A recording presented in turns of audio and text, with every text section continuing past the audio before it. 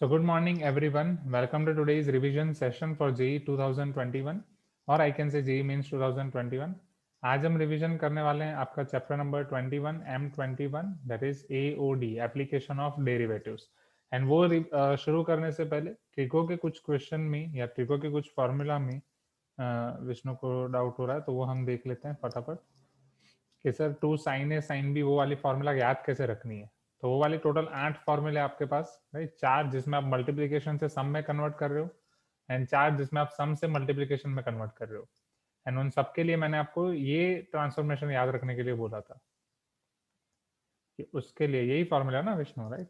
उसके लिए जस्ट आप ये याद रखें, just remember this shortcuts, right. What are this shortcuts?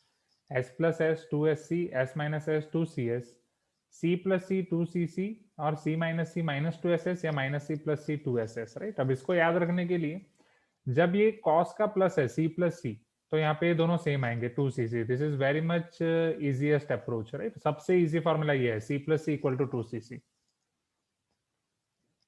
हाँ, एज वेल एज अगर यहीं पे cos प्लस cos की जगह अगर आप cos माइनस cos कर रहे हो तो यहाँ पे 2cc की जगह 2ss हो रहा है। cos प्लस cos की जगह cos माइनस cos कर रहे हो तो वो माइनस 2ss हो रहा है। तो 2ss हो रहा है, ऊपर से माइनस आ रहा है, तो वो एक स्पेशल है। तो c प्लस सी सबसे इजी 2cc, वहीं पे प्लस की जगह अगर माइनस कर रहे हो तो माइनस 2ss मिल रहा है। ये आप पहले याद रख सकते हैं। ये याद रखने के बाद अगर आप cos की जगह आप साइन का प्लस कर रहे हो s प्लस एस या s माइनस एस, साइन का प्लस या माइनस कर रहे हो तो आपको साइन और cos दोनों मिलेगा। बट अब आपको याद ये रखना है कि पहले कौन सा रखा जाए बाद में कौन सा रखा जाए, तो वो आपके ऊपर है, राइट। जैसे मैंने ऐसा याद रखा था कि जनरली कॉस को हम प्लस मानते हैं, cos is your even function. तो एंड में यहाँ पे प्लस है इसलिए मैंने कॉस रखा है, यहाँ पे माइनस है इसलिए एंड में मैंने साइन रखा है। इस तरीके से मैंने याद रखा था कि साइन ऑड फंक्शन है, माइनस होता है तो माइनस है तो 2cs, right. And cos even function है, प्लस है तो एंड में कॉस, एंड में कॉस, एंड में साइन। इस तरीके से आप याद रख सकते हो what ever this, right. Sir ये सारे फॉर्मूलाज में बहुत कंफ्यूजन होता है। मैं यही रिकमेंड करूंगा कि आपको जो जो फॉर्मूला में कंफ्यूजन हो रहा है वो वाली फॉर्मूला स्टिकी नोट्स पे लिखो, दीवार पे, आपके कपबोर्ड पे, सभी जगह पे चिपका दो। जो फॉर्मूला में सबसे ज्यादा कंफ्यूजन हो रहा है उसके स्टिकी नोट सबसे ज्यादा चिपका दो। फिर जैसे वो फॉर्मूला आपके दिमाग में छप जाएगी और उसको 10 बार हर रोज सुबह उठ के 5 बार लिखो, हर रोज रात को सोने से पहले 5 बार लिखो, हर रोज every day, and see the magic, right. Within 20 days 21 days वो स्टिकी नोट्स आप खुद निकाल दोगे कि अब मेरे दिमाग में आ गई है। इसी मेथड से आप आगे बढ़ो, फिर वो जैसे क्लियर हो जाता है फिर और आपको टफ फॉर्मूला दूसरी कोई लग रही है उसके लिए मेथड फिर फॉलो करो। Okay, so just apply this method. अब जब आप प्लस से प्रोडक्ट में कन्वर्ट कर रहे हो, राइट, हर बार जब आइदर प्लस से प्रोडक्ट में कन्वर्ट कर रहे हो या प्रोडक्ट से सम या डिफरेंस में कन्वर्ट कर रहे हो, अगर आपके पास दो एंगल है ए बी तो एक जगह होगा a plus b, a minus b. X y है तो x plus y, x minus y, right. एक एंगल में आपका होगा प्लस, एक में माइनस, एक में प्लस, एक में माइनस। बट एक जगह पे डिवाइड बाई टू भी होगा, वो कहाँ पे होगा? तो उसके लिए आप ये समझे, सॉरी, जहां पे आपका टू मल्टीप्लीकेशन में वहां पे आपको टू डिवाइड करना है।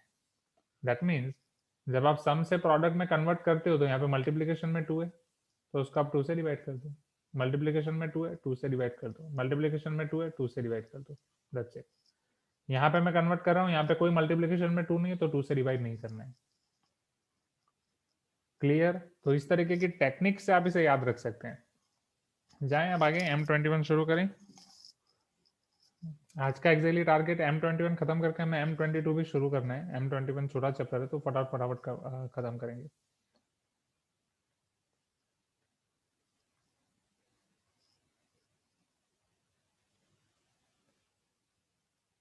नाउ सी, सो M21 में हम क्या क्या पढ़ने वाले हैं, M21 में, या फिर हमने क्या क्या पढ़ा था, क्या क्या रिवाइज करने वाले हैं। सी, सो पहली चीज जो आपने पढ़ी थी, जो आप M1 में भी पढ़ के आए हो, that is nothing but your rate of change,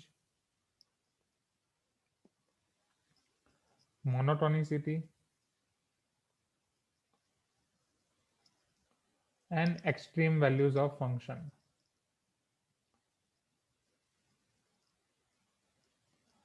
उसके बाद आपका 21.2 है जिसमें हम ग्लोबल एक्सट्रीम्स को कन्वर्ट करेंगे या कवर करेंगे कि वो local extremes and global extremes में क्या फ़र्क है।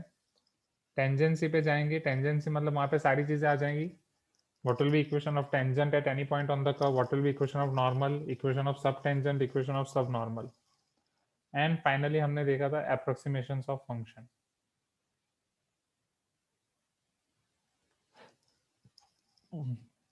Am I correct? सिर्फ 2 एक्सरसाइज का चैप्टर है, तो ये फटाफट फटाफट आपका रिवीजन हो जाएगा. Right? चलो लेट अस सी.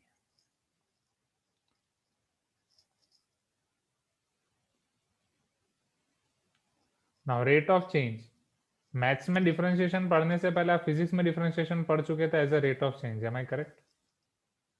कि अगर एक variable dependent variable independent variable के रिस्पेक्ट में चेंज हो रहा है तो उसका उसके रिस्पेक्ट में रेट, चेंज का रेट, जैसा आप वेलोसिटी के टर्म में या डिस्प्लेसमेंट के रिस्पेक्ट में पढ़े थे, फिर वहां पे अगर आप डेल्टा की लिमिट टेंड्स टू 0 ले रहे हो तो आपने लिया था वो dx by dt होता है, एंड वो आपने नाम दिया था ताक्षणिक वेग, ऐसा हम बोलते थे गुजराती में, तो instantaneous velocity in your CBSE English medium curriculum.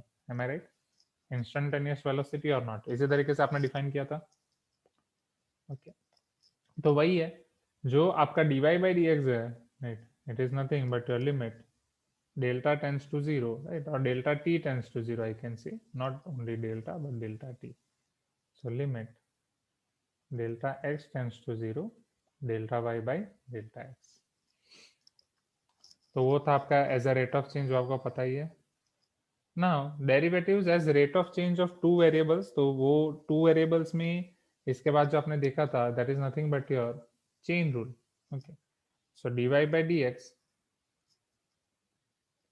is equal to dy by dt into dx by dt. Am I correct? हाँ या ना? तो वो भी क्लियर है, तो उसको देखने की जरूरत नहीं है.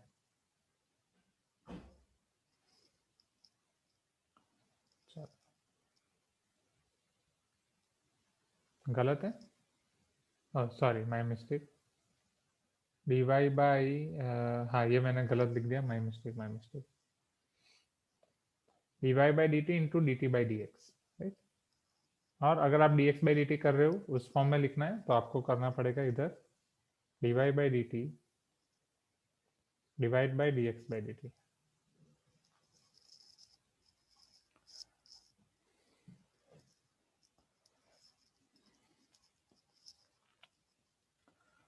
चलो ना, अब मुझे आप ये बताओ, अगर dy by D x is greater than 0 है तो उसका मतलब क्या होगा?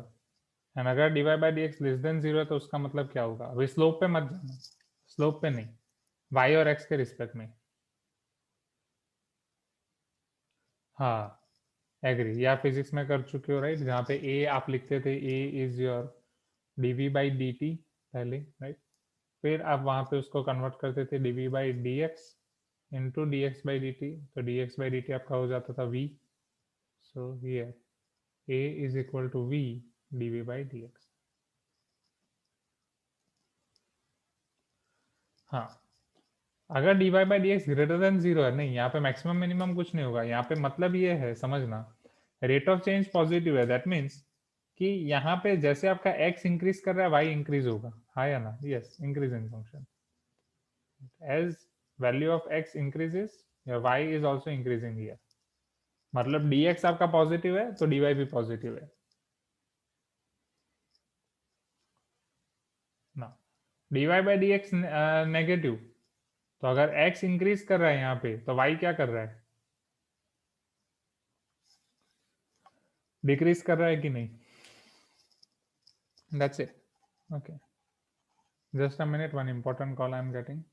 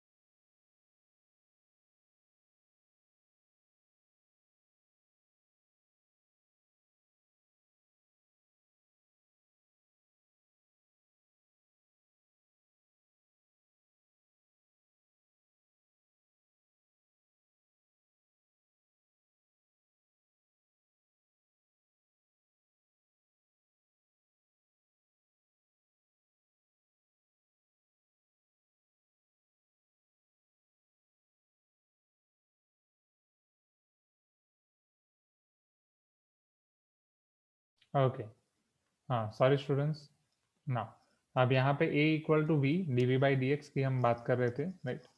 चलो अब आगे बढ़ते हैं। तो अब हमारे इंक्रीजिंग एंड डिक्रीजिंग के हिसाब से आपके फंक्शन के चार क्लासिफिकेशन होते हैं। Increasing function, strictly increasing function, decreasing function and strictly decreasing function. Am I correct? You can tell me yes. चलो, when can you tell that a function is your increasing function?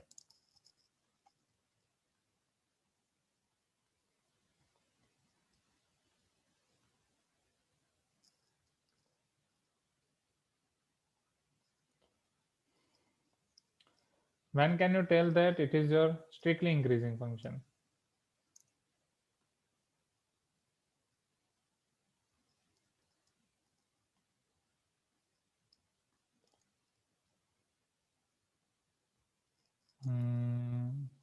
Wait Manoj, आप जो लिख रहे हो उसमें थोड़ा हल्का सा चेंज करना पड़ेगा।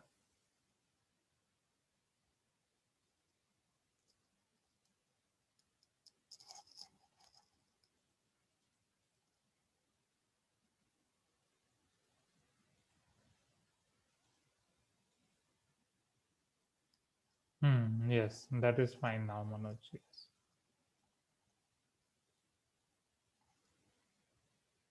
चलो फटाफट इसे रिवाइज कर लेते हैं। So if I draw graph of each, right, let this is your x axis, y axis, x axis, y axis, x, y, x, y, origin, origin, origin, origin. Now, increasing, strictly increasing,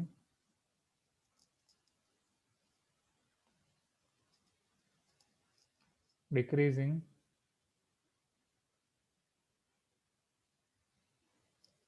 strictly decreasing.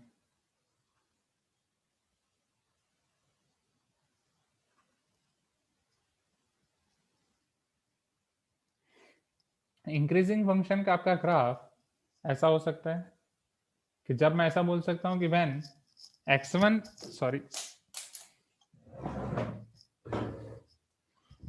Okay, so when x1 is less than x2 और x2 is greater then x1, आप जिस भी तरीके से नाम लो, suppose ये x1 है, ये x2 है, I can say that as x2 is greater than x1, f of x2 is either greater than f of x1 और equal to f of x1, क्योंकि बीच में कुछ पॉइंट पे वो इक्वल भी हो सकता है। Am I correct? You can tell me yes, right? This is just your revision. And what about strictly increasing? Strictly increasing मतलब इक्वल टू होने का कहीं पे चांस ही नहीं है। Strictly increasing, x2 greater than x1 बोले तो f of x2 must be greater then f of x1, right? In same way अब डिक्रीजिंग, तो डिक्रीजिंग के लिए ऐसा ही टाइप का आ जाएगा, बीच में कहीं पे वो इक्वल हो सकते हैं, राइट? समझना, x2 x1 से ज्यादा है। Hope you are getting my point, याद आ रहा है ना? So here if x2 greater than x1, can I say f of x2 is less than or equal to f of x1? And strictly decreasing में और क्या हो जाएगा?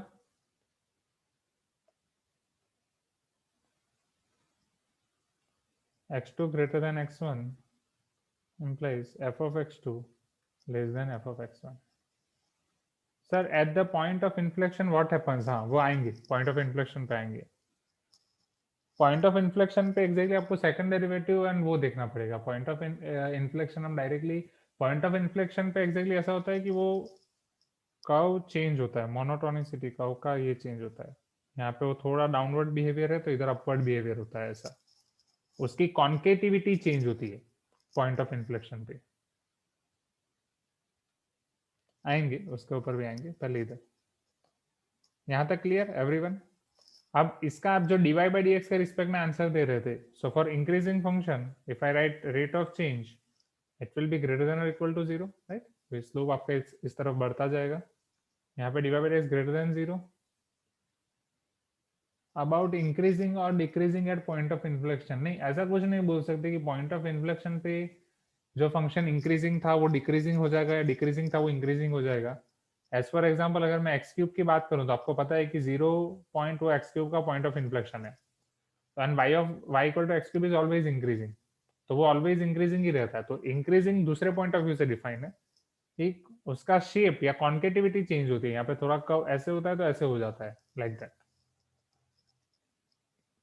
जैसे ये वाले के लिए मैं बोल सकता हूँ ये वाला आपका पॉइंट ऑफ इन्फ्लेक्शन हो सकता है हल्का सा, यहाँ पे ये हो सकता है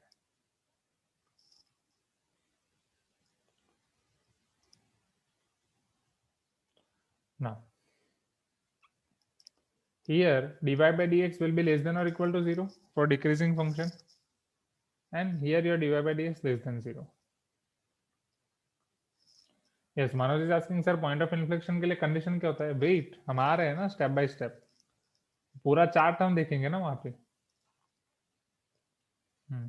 अभी हम सिर्फ देख रहे हैं आपके rate of change, monotonicity and extremities of function, उसी पे आएंगे, तो थोड़ा वेट करो, सारी चीजें आ रही है, राइट। चलो अब मोनोटोनिक फंक्शन किसे बोला जाता है? मोनोटोनिक, जिसका टोन एक ही है, आइदर वो इंक्रीज कर रहा है तो इंक्रीज ही करेगा, डिक्रीज कर रहा है तो डिक्रीज ही कर रहा है, right. Mono means one and tonic means एक ही टोन है। सो स्ट्रिक्टली इंक्रीजिंग और strictly decreasing function are your monotonic functions और not?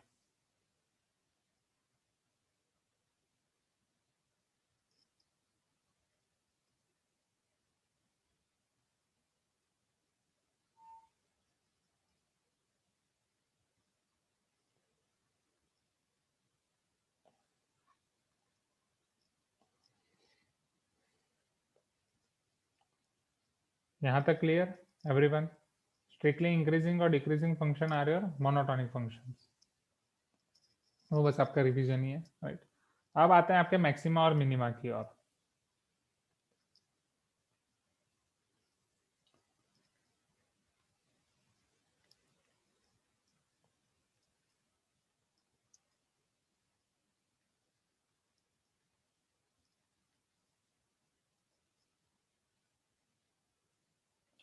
Sir, if function is strictly increasing, can we say that it has only one root? Definitely, क्योंकि अगर वो strictly increasing है तो उसको एक ही रूट मिलेगा अगर वो एक्स एक्सिस को क्रॉस कर रहा है तो, क्योंकि एक बार अगर वो स्ट्रिक्टली इंक्रीजिंग है स्ट्रिक्टली डिक्रीजिंग है तो फिर वापस तो उसको इंटरसेक्ट करने वाला है ही नहीं।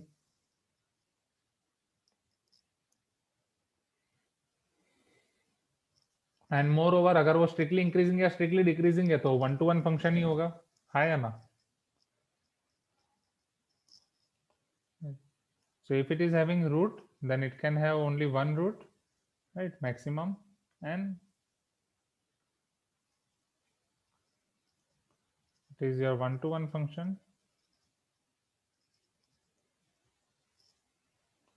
maximum one root, that is at most one root.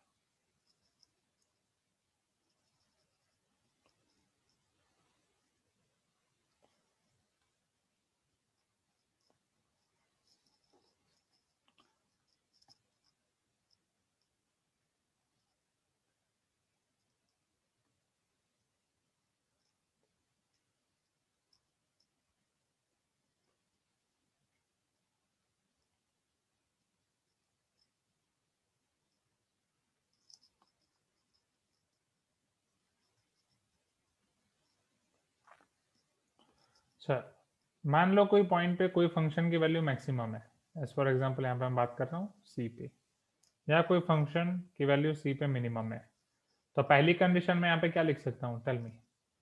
सी पे टेंजेंट का स्लोप जीरो होगा, हाँ या ना? डिवाई बाई डी एक्स आपको टेंजेंट का स्लोप देता है, am I correct? D y by D x के कितने मीनिंग है?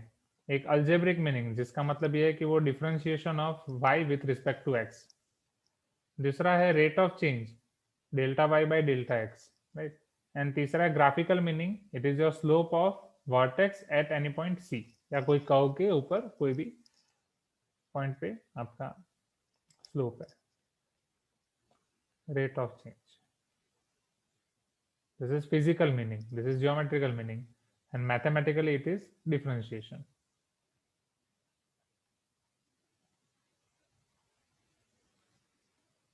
चलो अब ये आपका रेट ऑफ चेंज की हम बात कर रहे थे, तो यहाँ पे मैं ये बोल सकता हूँ कि dy by D x equal to 0, यहाँ पे भी dy by D x equal to 0। But इन दोनों में दूसरी कंडीशन क्या आएगी? सो दूसरी कंडीशन यहाँ पे आप देखो तो इसके left hand side slope positive है एंड राइट हैंड साइड पे स्लोप नेगेटिव है, हाँ या ना?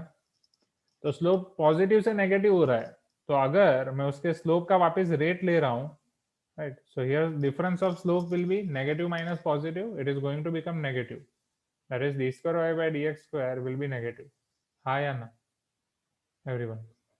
एंड यहाँ पे आपका स्लोप नेगेटिव से हो रहा है positive, so positive minus negative it is going to become positive, so here d square by dx square is greater than 0. so for maxima and minima अगर आपका पॉइंट, हाँ हाँ, अगर कोई पॉइंट पे dy by D x equal to 0 हो रहा है, right? तो आपके क्रिटिकल पॉइंट्स होते हैं, फिर उन सभी पॉइंट पे जब आप d square by D x square check करोगे, अगर वो लेस देन 0 है तो मैक्सिमम, ग्रेटर देन 0 है तो मिनिमम, इसका उल्टा, राइट? ये नेगेटिव आ रहा है तो उधर वो मैक्सिमम है, ये पॉजिटिव आ रहा है तो ये मिनिमम है, एंड ये उसकी प्रूफ कि ये कैसे हो रहा है, right? And Manoj is telling similar to stable and unstable equilibrium. तो स्टेबल एंड अनस्टेबल इक्विलिब्रियम अभी तो मुझे बिल्कुल याद ही नहीं है, तो वो आपको ज्यादा पता। केमिस्ट्री में स्टेबल एंड अनस्टेबल इक्विलिब्रियम में भी ऐसा करते हो क्या? डिफरेंशिएशन करना पड़ता है?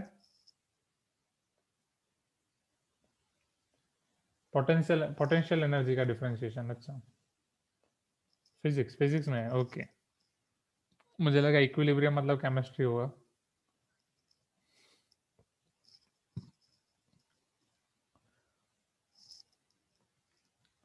चलो अब आगे बढ़ते हैं यहाँ पे।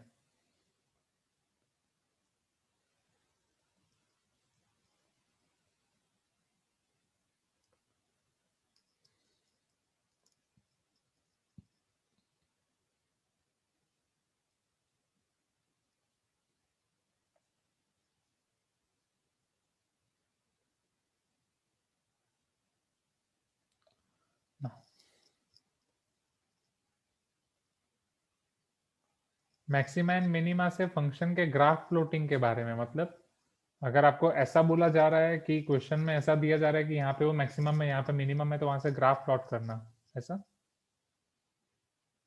ठीक है, तो ऐसे कुछ क्वेश्चन से ही फिर देख लेते हैं, क्योंकि मतलब आपको ऐसे स्पेसिफाई करके दे रहे हैं कि ए पे पॉइंट मैक्सिमम है फंक्शन, बी पे मिनिमम है, वहां से आपको ग्राफ प्लॉट करना है, like that you are telling? अच्छा, कि और कुछ, can you give one question regarding that?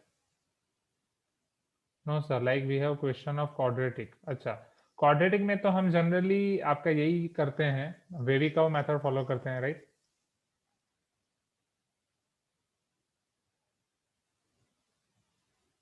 अच्छा, equation of quadratic, sorry sorry, हमारी पढ़ने में गलती हुई।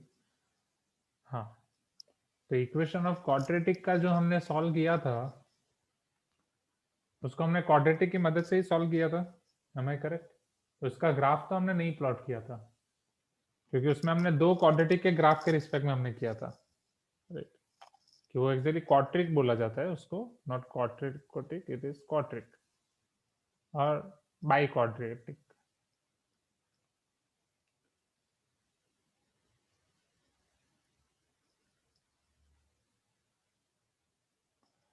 So we can find its f dash x and find its maxima and minima, हाँ, that can be done। f dash x find करके आपको critical points मिल जाएंगे, फिर वो क्रिटिकल मैक्सिमा एंड मिनिमा है, तो वहां से आप थोड़ा कर्व आइडेंटिफाई कर सकते हो इस तरीके से। सो हर्षा, गो फॉर इट, वो वाले क्वेश्चन के लिए ट्राई करो, राइट? एंड फिर हम देखते हैं कि क्या हो रहा है।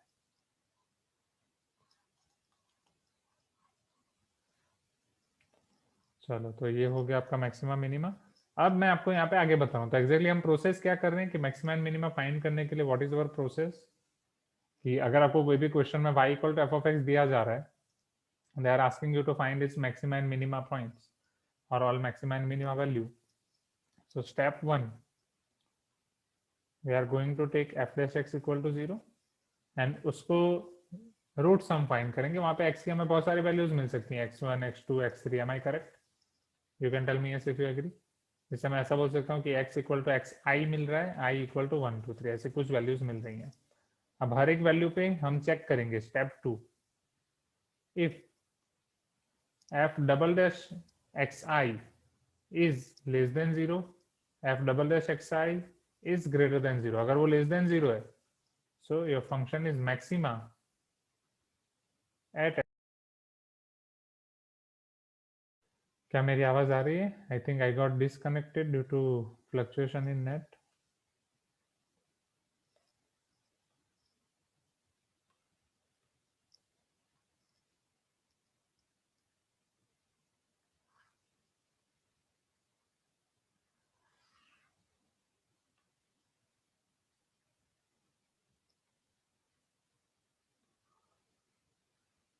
No.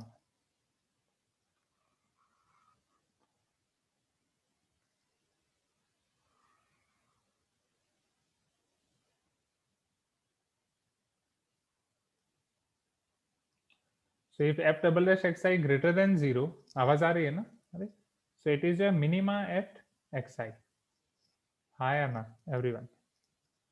बट यहाँ पे तीसरी कंडीशन भी तो हो सकती है, suppose f double dash xi equal to 0 हो गया तो?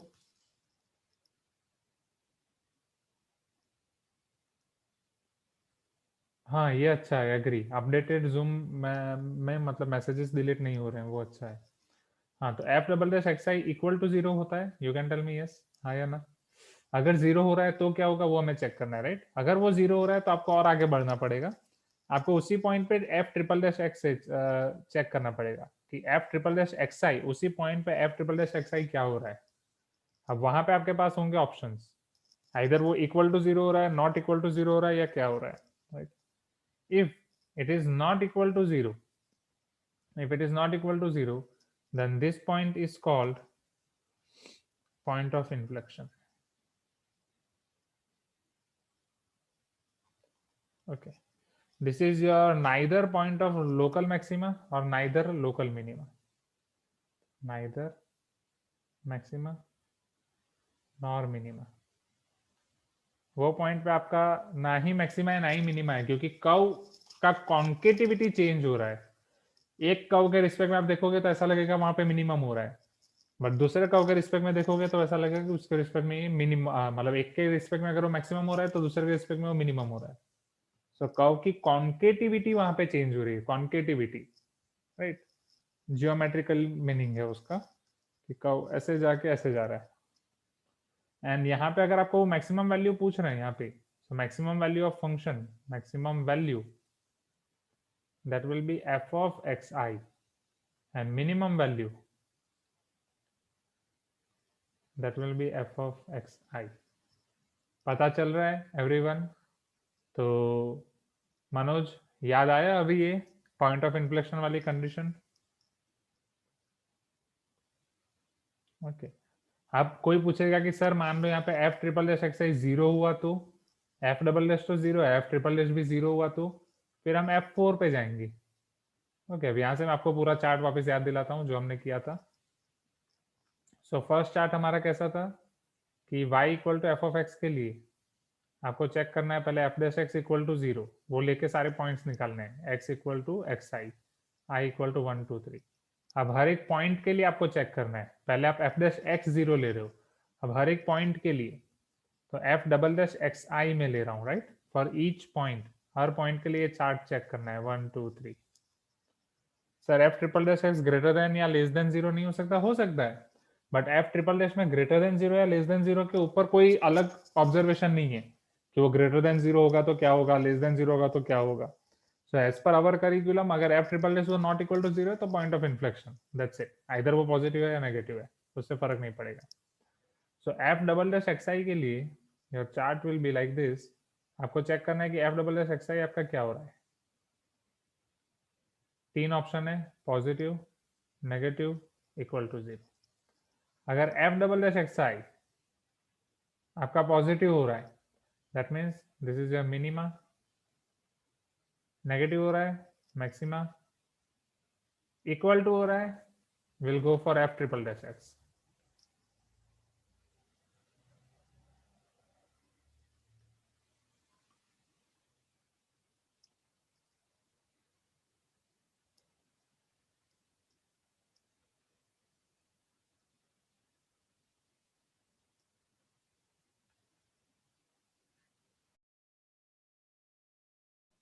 आज क्या हो रहा है पता नहीं, इतना फ्लक्चुएशन क्यों हो रहा है, आई डोंट नो। और कोई बीएसएनएल फाइबर नेट यूज कर रहा है कि आपके वहां पे इतना फ्लक्चुएशन हो रहा है?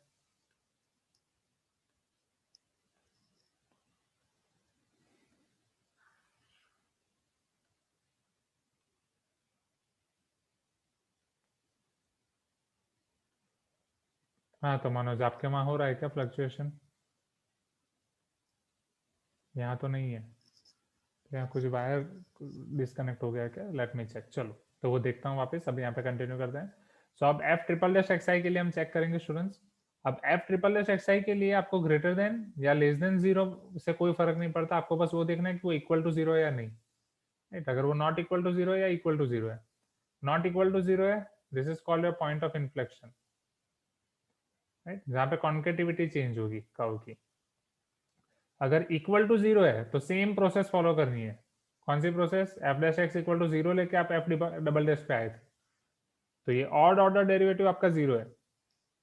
आप यहां से वापस एफ फोर्थ पे आगे बढ़ो।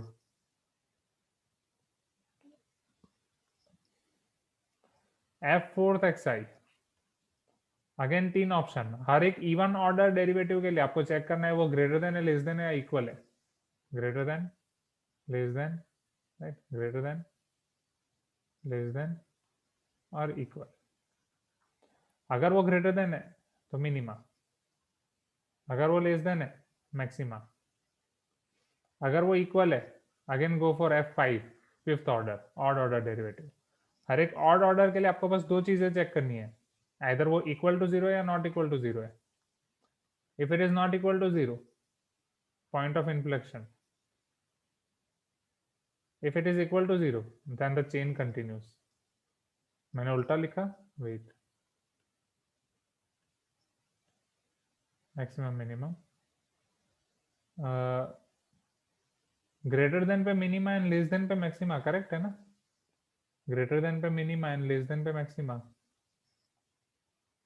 Just check.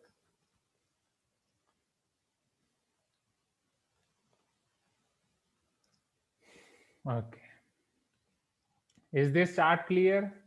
Right, maxima, minima and point of inflection वाला कितने भी ऑर्डर आपको दिए गए हो, are you getting my point? तो हर एक even order and odd order के लिए आपको इस तरीके से फॉलो करना है।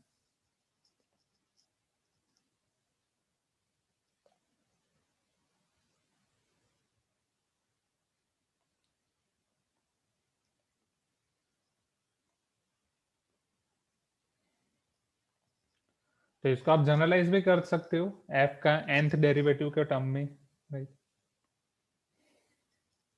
ये चार्ट ज्यादा क्लियर रहेगा। चलो अब इसके बाद आपके कुछ पॉइंट्स, जैसे क्रिटिकल पॉइंट्स की डेफिनेशन आपको दी गई थी।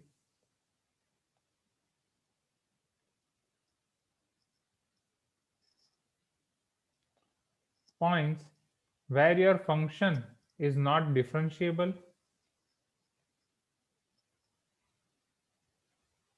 and the points where f dash x equal to 0 are called critical points। तो एक f dash x equal to 0 से तो हमें बहुत सारे पॉइंट मिलेंगे ही, तो ये सारे आपके क्रिटिकल पॉइंट्स हैं।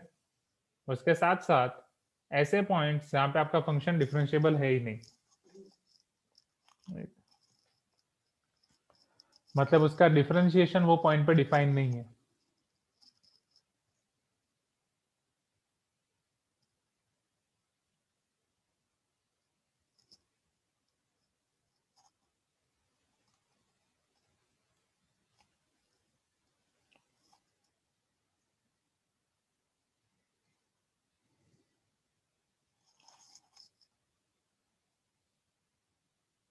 अब point of inflection.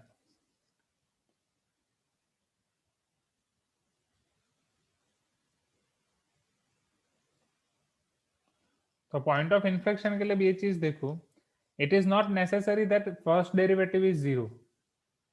First derivative आपका जीरो हो रहा है नहीं हो रहा है चलेगा, it may be zero, it not may be zero at point of inflection. But जो उसका सेकंड डेरिवेटिव है, सेकंड डेरिवेटिव उसकी साइन चेंज करता होना चाहिए, राइट, वो पॉइंट पे। मतलब second derivative must be zero और second derivative must changes its sign in neighbourhood of point of inflection, and वो साइन चेंज कर रहा है मतलब f triple s x zero नहीं होगा, that means f double s x आपका zero वो होना चाहिए, and f triple s x not equal to zero होना चाहिए, क्योंकि f triple dash x equal to zero का मतलब क्या है, ये एफ डबल डैश एक्स आपका कांस्टेंट है, वो साइन चेंज नहीं कर रहा है, right. But F double dash x वो आपका जीरो होना चाहिए, एंड एफ ट्रिपल डैश, एक बार मैं यहाँ पे डबल और ट्रिपल अच्छे से लिख देता हूँ, सी, तो एफ डबल डैश एक्स आपका जीरो होना चाहिए, एफ ट्रिपल डैश एक्स आपका नॉट इक्वल टू जीरो होना चाहिए। Is this clear everyone? F dash x zero हो या ना हो वो जरूरी नहीं है, एग्जैक्टली हमने ये चार्ट में यहाँ पे क्यों लिखा, क्योंकि यहाँ पे f dash x equal to zero लेके हम आगे बढ़ते हैं जनरली, क्योंकि हमें पॉइंट ऑफ इन्फ्लेक्शन फाइंड करना होता है, हाँ या ना एवरीवन? तो यहाँ पे एक और कंडीशन में ऐड कर सकता हूँ, मान लो कि कोई पॉइंट ऐसे हैं जहां पे ये F dash x not equal to zero हुआ, बट वहां पे f double dash x zero हुआ and f triple dash x not equal to zero हुआ, तो उसके लिए भी आपका पॉइंट ऑफ इन्फ्लेक्शन होगा, राइट। तो एफ डैश एक्स अगर जीरो हो रहा है तो उसके लिए भी पॉइंट ऑफ इन्फ्लेक्शन है, एफ डैश एक्स जीरो नहीं है तो उसके लिए भी ये पॉइंट ऑफ इन्फ्लेक्शन है। Are you getting my point everyone? You can tell me yes, right. Just revision, I think revision में और बेटर क्लैरिटी आ रही होगी, राइट। जाए नेक्स्ट। अब यहाँ पे एग्जैक्टली ये मेथड से जो आपको मैक्सिमा और मिनिमा मिलते हैं, this are called your local maxima and minima, हाँ या ना, right? Do you remember that? Let me show you graph. और जब अगर मैं ग्लोबल मैक्सिमा मिनिमा की बात करूंगा, this is your x y origin,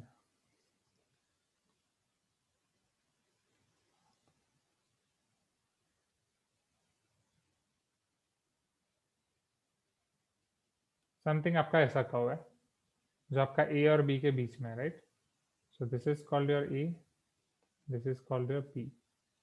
अब जब आप ये मेथड फॉलो करते हो तो जो आपको x1 x2 x3 मिलते हैं एफ डैश एक्स जीरो लेके, ठीक, x1 इधर मिलेगा, x2 इधर मिलेगा, x3 इधर मिलेगा एंड x4 इधर मिलेगा, x1 x2 x3 x4। यहाँ पे आपका f डैश x1 जीरो हो जाएगा, f डैश x2 जीरो हो जाएगा, f डैश x3 जीरो हो जाएगा, f डैश x4 जीरो हो जाएगा। Are you getting my point? This is your local maxima, local minima, local maxima, local minima. What about global? Global के लिए आपको F of ए और एफ ऑफ बी कंपेयर करना पड़ेगा इन सब से, ओके। ये आपका एफ ऑफ एक्स वन आएगा इधर, ये एफ ऑफ एक्स टू आएगा, ये एफ ऑफ एक्स थ्री आएगा, राइट। यहाँ पे कहीं पे आपका एफ ऑफ एक्स फोर आएगा, ऑलमोस्ट मैंने शायद तो सेम ड्रॉ कर दिया, एफ ऑफ एक्स फोर आएगा। तो इन सबके कंपेयर में जो सबसे मिनिमम होगा in close interval A b, right, minimum of f of a, f of all xi's, f of b is called your global minima, and maximum of f of a all f of xi's, right, यहाँ पे xi है मतलब जितने भी आपको मिल रहे हैं by above method, यहाँ पे जो मैक्सिमम मिलेगा वो ग्लोबल मैक्सिमा होगा। So according to this figure what is global maxima? isn't it f of b for this question, right, for this example? And here what is global minima? isn't it f of x4? पता चल रहा है everyone? Revision तो वो आसान है। Sir f of n f of b क्यों लेना है Manoj? F of n f of b global and mini local के लिए, अगर आपको क्वेश्चन में ये पूछा जा रहा है कि आपके ये लोकल मिनिमा है या जस्ट फाइंड लोकल मैक्सिमा और लोकल मिनिमा, तो जहां तक कर रहे हो वो इनफ है, क्योंकि इन सबको लोकल मैक्सिमा या लोकल मिनिमा बोला जाता है। क्यों लोकल मैक्सिमा या लोकल मिनिमा बोला जाता है समझा रहा हूँ, क्योंकि ये जो मेथड है वो एक उसके आसपास वाले इंटरवल के लिए डिफाइन है, क्योंकि यहाँ पे ये आपको मिला एफ डैश एक्स जीरो, अब इसके आसपास वाले इंटरवल में उसका डिफरेंशियल पॉजिटिव से नेगेटिव हो रहा है, हाँ या ना? एंड जब उसका डिफरेंशियल पॉजिटिव से नेगेटिव हो रहा है तब उसका एफ डबल डैश मुझे नेगेटिव मिल रहा है। तो ये जो मेथड पूरी मैं फॉलो कर रहा हूँ, right, this method is only valid for local maximum local minima, right, this method. So this method is only valid for local maxima, local minima. If I need to find global maxima, global minima, तो जो आपके and points हैं close interval ए और B, वहां पे ये method valid नहीं होगी, क्योंकि वहां पे कर्व आपका कंप्लीट हो ही नहीं रहा। ए के लेफ्ट हैंड साइड पे क्या कर्व का बिहेवियर है we are not knowing, b के राइट हैंड साइड पे कर्व का क्या बिहेवियर है we are not knowing. So ये मेथड हमें ए और बी के लिए आंसर नहीं देगी, तो ए और बी के लिए हमें खुद चेक करना पड़ेगा। Clear? So this method is going to give you for local maxima minima. If they are asking you for global maxima minima, you need to do one more step. Global maxima minima के लिए one more step. जाएं आगे. अब इसके base पे से आपके कुछ क्वेश्चन थे इन क्लास एक्सरसाइज के, होमवर्क के, क्या वो करने की जरूरत है? सर अगर एफ ऑफ ए मिनिमम है तो ए ग्लोबल मिनिमा होगा. Yes, f of a minima है तो global minima f of a ही होगा. Right, a will be your point of global minima. A वो पॉइंट होगा जहां पे वो ग्लोबल मिनिमा मिल रहा है. F of a is global minima. Right, f of b is global maxima. चलो, सो आई थिंक यहाँ पे कोई इन क्लास एक्सरसाइज या होमवर्क के क्वेश्चन देखने की जरूरत नहीं है. Am I correct? You can tell me yes if you agree. Right, हम डायरेक्ट 21.2 पे जाएं क्योंकि बहुत ही चिल्लर क्वेश्चन है. राइट, एकदम आसानी से क्वेश्चन हो जाएंगे ना. और anyone if you want to see, if you want to tell, if you want to see you can tell me so that we can see. यहाँ 21.1 आपका खत्म होता है. जाए नेक्स्ट 21.2 पे, जहाँ पे हम टेंजेंसी के ऊपर जाएंगे.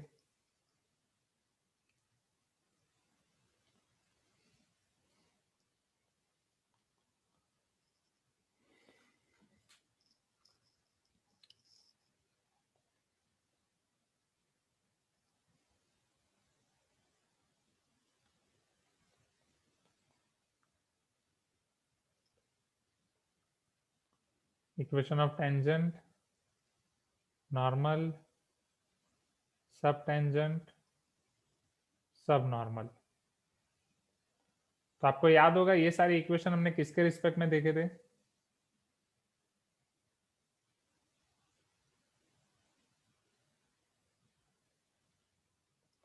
Isn't it parabola? Yes or no?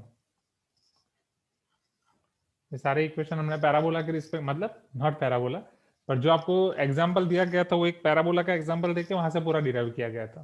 Right, but it is for any curve, ऐसा जरूरी नहीं है. एंड ऐसा सिर्फ फिगर पैराबोला की ली गई थी. Equation y equal to F of x general. Okay, तो उसी के रिस्पेक्ट में हम पूरा रिवाइज करेंगे. जगह को ऑप्टिमाइज करने के लिए let me rub this.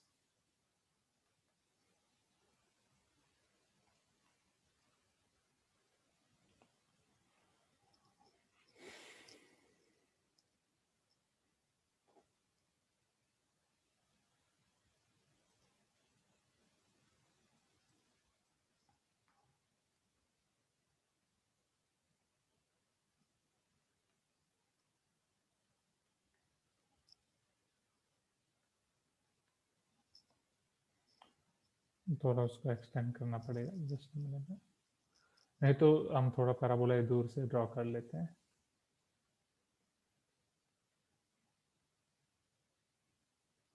As for example this is your parabola, right, जिसका ओरिजिन वर्टेक्स नहीं है.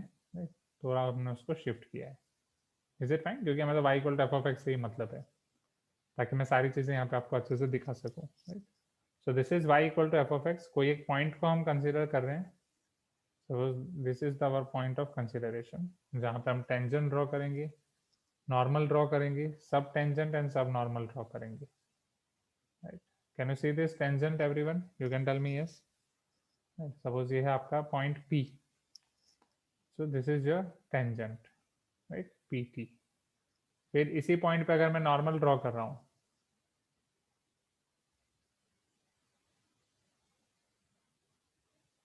अप्रोक्सीमेटली कुछ ऐसा मिलेगा, जिसे मैं अपना नाम दे सकता हूँ PN. P का मैं यहाँ पे फुट फाइंड कर सकता हूँ next axis. That foot is suppose S. Right, so here PT is called length of tangent. Am I correct? हाँ या ना? PN is called length of normal.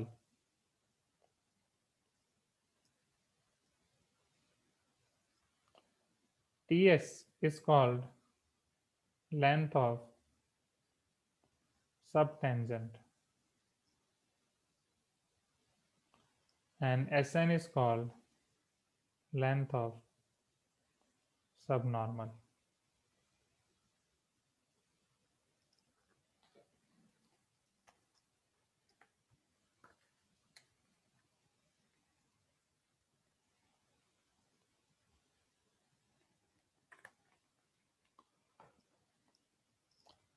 ये क्लियर? पहले ये तो आपको याद होगा, right? Length of tangent, length of, यहाँ पे मैंने गलती से इक्वेशन लिख दिया, राइट?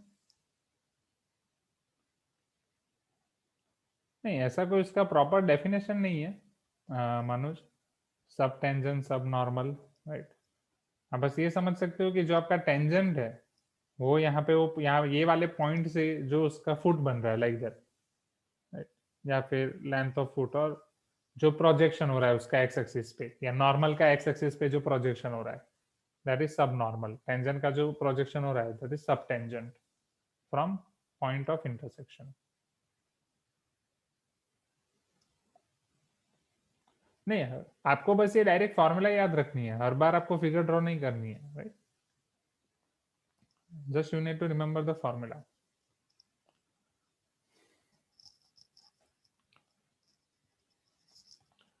चलो, now how can I find all this things? जाएं वन बाय वन। अब आपके पास यहाँ पे पॉइंट होंगे, पॉइंट होगा ये P x, y, right? P of x, y आपके पास होगा। Now this is your tangent. Suppose this tangent is making theta angle with positive direction of x axis. यहाँ पे आपको उसका स्लोप पता होता है, राइट? कि tan theta dy by dx होता है, हाँ या ना एवरीवन? x, y से आपको ये चीज पता चल जाएगी कि ps और ये पूरा डिस्टेंस क्या हो जाएगा? Tell me what will be your distance ps?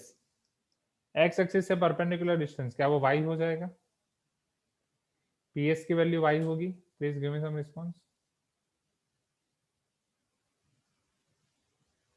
ये आपका y हो जाएगा, राइट? tan theta equal to dy by dx। How can you find your length of tangent? ये टेंजेंट की लेंथ आप कैसे फाइंड कर सकते हो? आपके पास y है, आपके पास थीटा है, आपको हाइपोटेनियस फाइंड करना है। Yes, can I apply sine theta? So sine theta is equal to y divide by pt, right? So can I say pt is nothing but y divide by sine theta, right? चलो, अब tan theta dy by dx है, हाँ, या फिर y cosec theta, समझो यहाँ पे ये थीटा है, tan थीटा है आपका dy बाय dx। अब उसे आप दो तरीके से लिख सकते हो, right? Suppose right like this only, यहाँ पे dy बाई dx हम एक साथ लिखेंगे, सो dy by dx by 1, right? dy by dx by 1, तो ये आपका क्या हो जाएगा? Under root 1 square plus dy by dx whole square. You can tell me yes if you agree.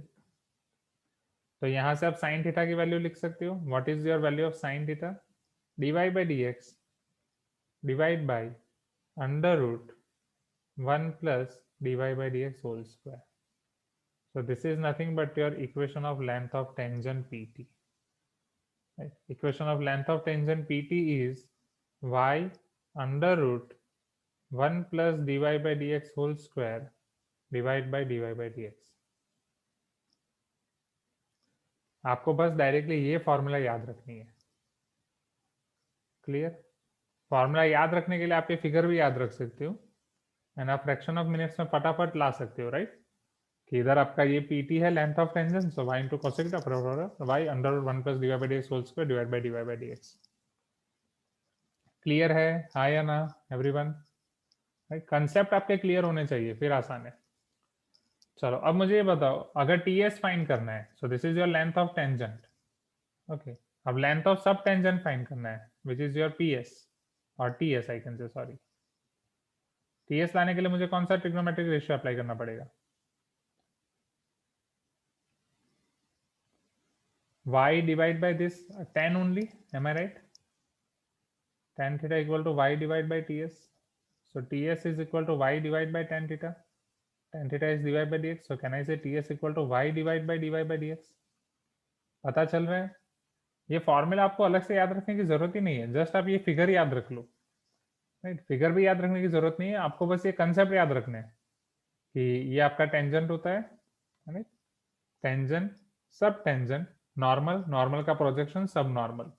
Tangent का projection sub normal, sorry tangent का projection on x axis sub tangent, normal का projection on x axis sub normal.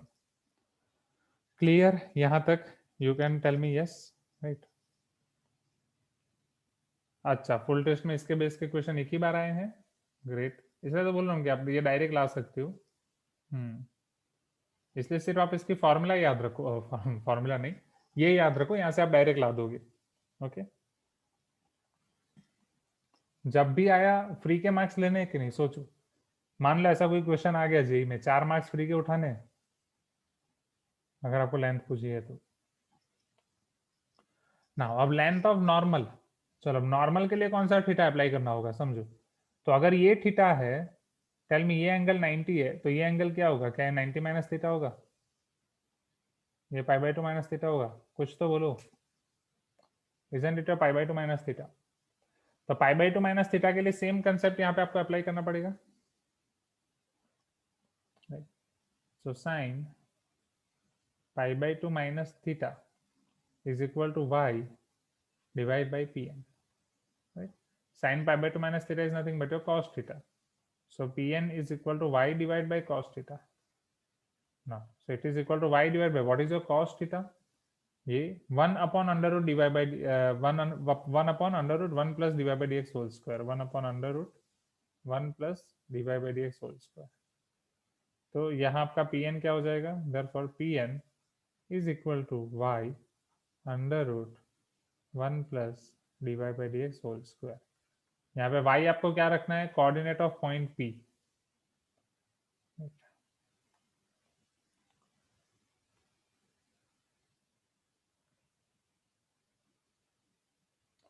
Clear? Pn, right, PT TS Pn, PT TS Pn। अब बचा Sn।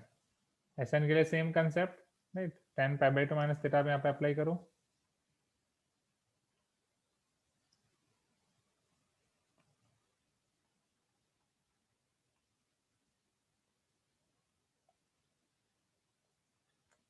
tan pi by 2 minus theta, this will be your y divided by Sn. So Sn will be, ये cot theta हो जाएगा, y divided by cot theta. Cot theta is 1 upon tan theta, so y into tan theta. So it is your y divided by dx, because tan theta is divided by dx.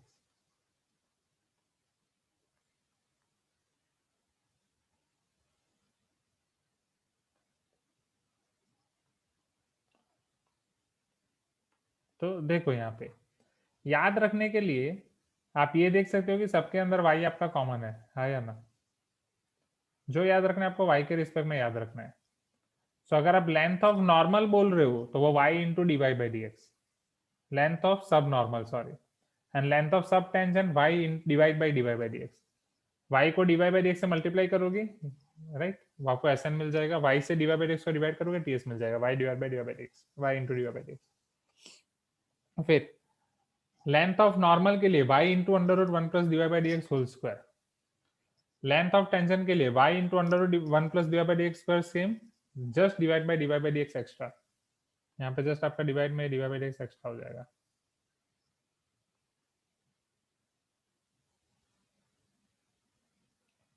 तो फटाफट quickly note down कर दो। Sir if axis of parabola is not x axis then how to solve? ये सब में x axis के respect में ही होगा। जो आपके लेंथ ऑफ नॉर्मल एंड सब tangent and sub normal defined है, वो एक्स एक्सिस के रिस्पेक्ट में ही डिफाइंड है।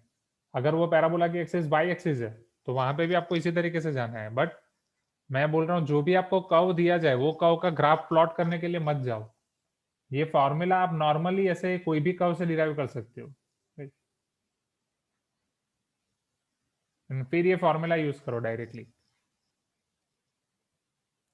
क्योंकि किसी कर्व ऐसे आपको दे दिया जिसका फिगर प्लॉट ही ना कर पाओ तो यहाँ पे ये अगर आपका पॉइंट P है, so this is your point T, right, and ये आपका N, so this will be your Tn। Are you getting my point? Sorry, this will be your point S, so PT and TS आपको ऐसे मिल जाएगा। फिर normal तो PN and SN। Clear? Sir ये सारे इक्वल टू जीरो होगा ना? क्यों इक्वल टू जीरो? लेंथ है, ये सब लेंथ है, इक्वेशन नहीं है Manoj. All these values are your length.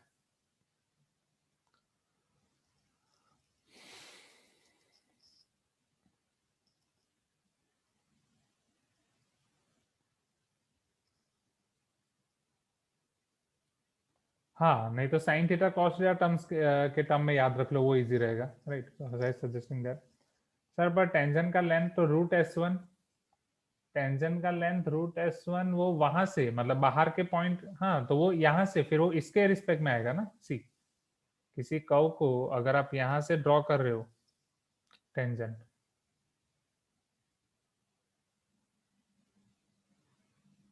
तो उसकी लेंथ रूट एस वन होती है। एंड वो रूट एस वन कहाँ पे आएगा? वो एस वन पॉइंट क्या होगा? ये होगा एक्स वन वाई वन। तो टी पॉइंट से कंसिडर कर रहे हो तो वहां से फिर वो फाइंड कर सकते हो। वहां पे टी के कोऑर्डिनेट्स होते हैं, यहाँ पे आपको पी के कोऑर्डिनेट्स दिए गए हैं, राइट? मैं बोल रहा हूँ एग्जैक्ट अगर ये फिगर याद रख लोगे तो चुटकियों में ला सकते हो तुरंत, फ्रैक्शन ऑफ मिनट्स में, राइट? कि साइन अप्लाई करना है, कॉस अप्लाई करना है, just and terminology. This should be length of tangent, length of normal, length of सब टेंजेंट, लेंथ ऑफ सब नॉर्मल, फिनिश। फिर थीटा के फॉर्म में आपको पूछा जाए, थीटा के फॉर्म में, राइट? जिस भी फॉर्म में पूछा जाए आप तुरंत डिराइव कर सकते हो।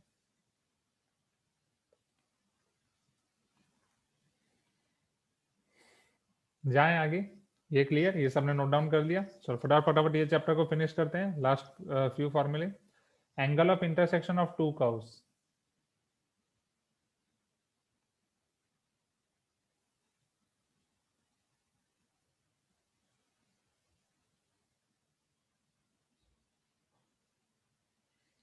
बोलो, क्या दो कर्व के बीच में कोई एंगल डिफाइन हो सकता है?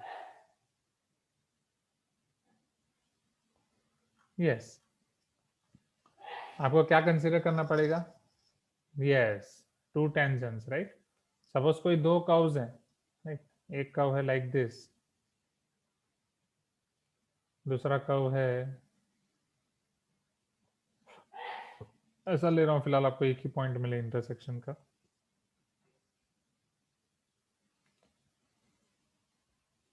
Like this. चलो फिर भी दो तो मिल ही गए। तो यहाँ पे अगर आप मुझे वो चाहिए, right, point of intersection of this to curves, तो वो कैसे डिफाइन है? ये वाले कर्व को जो आप टेंजेंट ड्रॉ करोगे, पहले वाले कर्व को मान लो आपने एक टेंजेंट ड्रॉ किया, दूसरे वाले कर्व को अपना आपने मान लो ये दूसरा टेंजेंट ड्रॉ किया। सो इन दोनों टेंजेंट के बीच का जो एंगल होगा, right, that is nothing but your angle between two tangents. Clear? तो यहाँ पे हमें बस स्लोप की जरूरत होगी। पहले आप स्लोप फाइंड कर सकते हो। Slope of tangent of any curve, how can you find that? Just a minute, let me unplug the charger. So it is your dy by dx at that particular point of intersection. या अगर आपको point of intersection नहीं दिया है, that you can find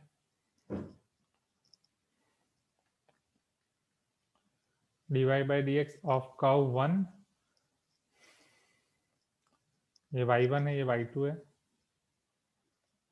at point of intersection. m2 is d by dx at y2 at point of intersection. So first you need to find point of intersection.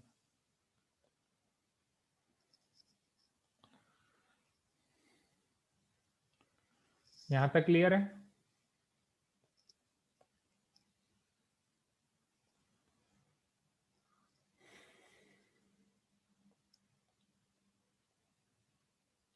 Point of intersection find करने के बाद आपको दोनों slope मिल जाएंगे, दोनों slope मिल जाएंगे, फिर दोनों के बीच का एंगल। अब definitely this is your formula of acute angle. वो एंगल बोल रहे हैं तो वो बाय डिफॉल्ट एक्यूट है, okay? So tan theta equal to mod m1 minus m2 upon 1 plus m1 m2 which is your same. Yes sir, कभी कभी दो क्वाड्रिक पावर के कॉनिक दिया है तो फाइंडिंग पॉइंट ऑफ इंटरसेक्शन मुश्किल होगा, एग्री, बट करना पड़ेगा। तो क्वाड्रिक को आप कन्वर्ट कर सकते हैं। आप ऐसा मान सकते हैं, पहले आप मान लो कि कोई भी आपको क्वाड्रिक दिया जा रहा है, अब वो अगर दो क्वाड्रेटिक हो रहे हैं तो वो भी एक अलग केस है, समझना कि आपका x की भी पावर 2 है, y की भी पावर 2 है, तो वहां पे डिस्क्रिमिनेंट समझने के लिए आप क्या कर सकते हो, कोई भी एक वेरिएबल को मान सकते हो, राइट। सपोज वाई स्क्वायर आपका वेरिएबल है, तो दूसरा एक्स स्क्वायर वाली वो सारी टर्मिनोलॉजी आपके कांस्टेंट में चली जाएगी, वो आप फॉलो कर सकते हैं। या क्वाड्रिक को इनिशियली क्वाड्रेटिक मान के आप कर सकते हैं। तो जैसे जैसे आपके पास वो क्वेश्चन आते जाएं, आप ग्रुप में डालते जाओ, मैं आपको डायरेक्ट वो डाउट सॉल्विंग सेशन में दिखा दूंगा कि उसका कैसे करना है। ओके, तो एंगल ऑफ इंटरसेक्शन में जनरली हम एक्यूट एंगल ही लेते हैं, एक एंगल थीटा होगा तो दूसरा आपका पाई माइनस थीटा होगा।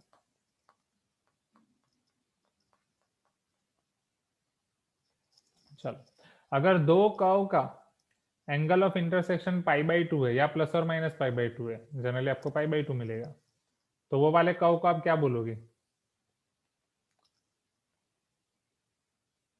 Orthogonal curves, right. अब मानो कि एंगल ऑफ इंटरसेक्शन आपको 0 मिल रहा है या पाई मिल रहा है, जनरली जो आपको 0 ही मिलेगा, so this curves are called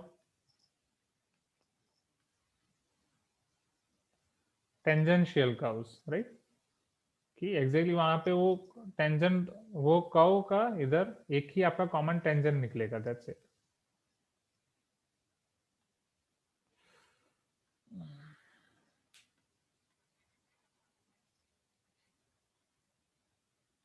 like this, okay, they are going to touch each other। चलो, अब आपका फाइनल टॉपिक था which is to find approximate values and error, जो आप फिजिक्स में ऑलरेडी कर चुके थे पहले ही, am I correct, chapter 1।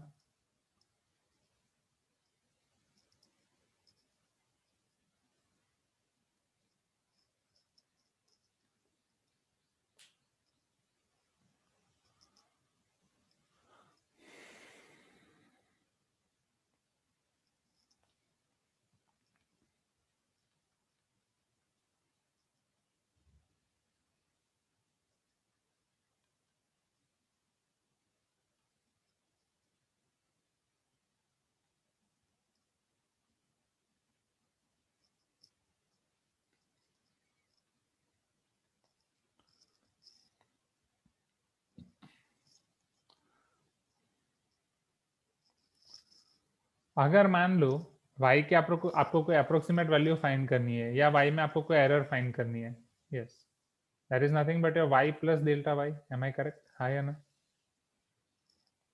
You can tell me yes. या अगर आप उसे f ऑफ x फॉर्म में लिख रहे हो, so this is nothing but your f of x plus delta x, right? So this will be your f of x plus dy by dx into delta x, क्योंकि यहाँ पे हम ये मानते हैं कि आपका dy by dx it is your approximately equal to delta y by delta x, right. तो डेल्टा y को आप क्या लिख सकते हो, dy by dx into delta x।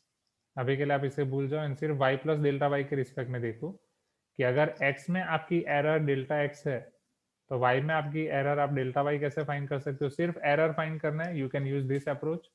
So delta y equal to dy by dx into delta x, am I clear, हाँ या ना, this is called your error. And approximate value at x plus delta x, y plus delta y, so this is your y plus dy by dx into delta x, delta y की बस आपको value रख देनी है, so this is your approximation। यहाँ पे हमें figure या उसको रिवाइज करने की कोई जरूरत नहीं है, एम आई करेक्ट, हाँ या ना। एग्जैक्टली आप फिगर में देखोगे तो यहाँ पे dx और डेल्टा x हम सेम कंसिडर करते हैं, so exact what you are assuming is dy is approximately equal to delta y, because dx and delta x you are means taking same only।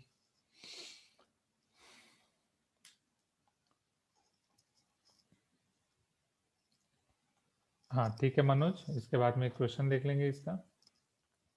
सो यहाँ पे अब आपको एरर के term में कुछ अलग अलग चीजें आपको पूछ सकते हैं, as for example delta y by y, delta y by y into 100। Delta y is called your absolute error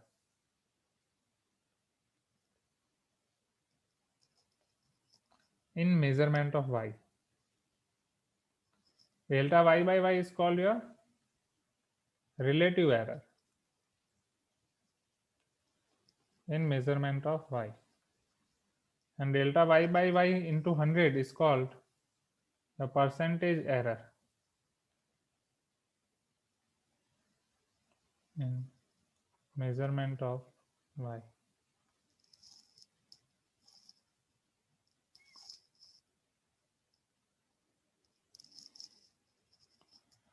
clear? चलो अब इसका एक क्वेश्चन देख लेते हैं, सिर्फ एरर वाला ही क्वेश्चन देखना है ना, राइट? ओके, सो विष्णु ने निकाल के रखा है आईसी क्वेश्चन 11, या फिर यहाँ पे हर्षा ने भी एक दिया है √36.6, what ever you feel comfortable, या फिर IC question number 11 which is your find the approximate value of log 1002 base 10 given that log e base 10, but उसकी कोई ठीक है, log e base 10 is 0.4343.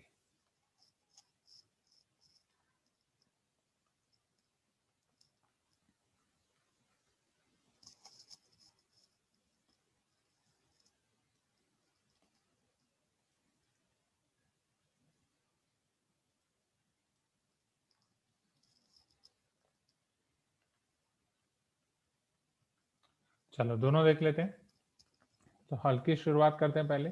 √36.6, आपको √36 पता है, हाँ या ना? क्या मैं इसे 36 प्लस 0.6 लिख सकता हूँ? कैन आई से here f of x is equal to √x, right, or y equal to √x? Can I say here x equal to 36 and delta x equal to 0.6? You can tell me yes if you agree, हाँ या ना everyone? तो यहाँ से मैं dy by dx पहले quickly find कर सकता हूँ, dy by dx will be 1/2 √x, right? So delta y आप फाइंड कर सकते हो अगर सिर्फ आपको एरर फाइंड करनी है तो। सो delta y is nothing but dy by dx into delta x। dy by dx आपका क्या है? 1/2 √x into delta x। Delta x आपका 0.6, सो 0.6 by 2 0.3 डिवाइड बाई √x, तो √36 हो जाएगा। √36 is nothing but 6, 3/60 something,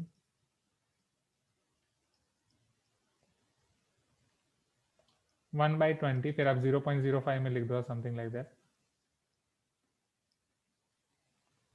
okay, तो ये आपको बस मिला डेल्टा वाई। अब अगर आपको फाइंड करना है y plus delta y, y plus delta y which is equal to square root x plus delta x, that is nothing but square root of 36 plus 0.6. So it is equal to square root 36, that is your यहाँ से मैं जा रहा हूँ, अगर जिस भी तरीके से करना हो दोनों तरीके से आप लिख सकते हो। y प्लस y आपको पता ही है वो स्क्वायर रूट 36 हो जाएगा, plus delta y 0.05, so this is your 6.05, y plus delta y, this is your square root 36.6. तो इस मेथड से हम अप्रोक्सीमेट वैल्यू फाइंड कर सकते हैं। Exact definitely this is not your exact value but approximate value. क्यों? क्योंकि इसका जो डेरिवेशन है वहीं पे हमने अप्रोक्सीमेट लिया है। ये अप्रोक्सीमेशन की वजह से आपका फाइनल आंसर अप्रोक्सीमेट आ रहा है, क्योंकि हमने dy को अप्रोक्सीमेट किया है डेल्टा वाई। ठीक है, आसान है। So this is one very good application of differentiation, जो आप डिफरेंशिएशन पढ़ने से पहले फिजिक्स में पढ़ चुके हो। This is the beauty of science. Clear everyone?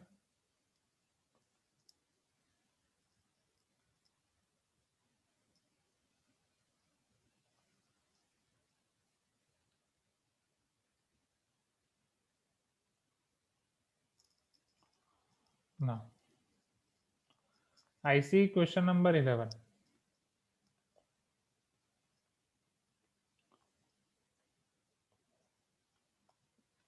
log base 10 है, 1000 का तो आप निकाल दोगे, हाँ या ना? क्या मैं ये बोल सकता हूँ इसे आपका log base 10 1000 plus 2, right, x plus delta x, f of x आपका यहाँ पे क्या हो जाएगा? Isn't it log x base 10, हाँ या ना everyone? And so this is nothing but a y equal to log x base 10. What is the value of your x? X is equal to 1000, delta x is equal to 2.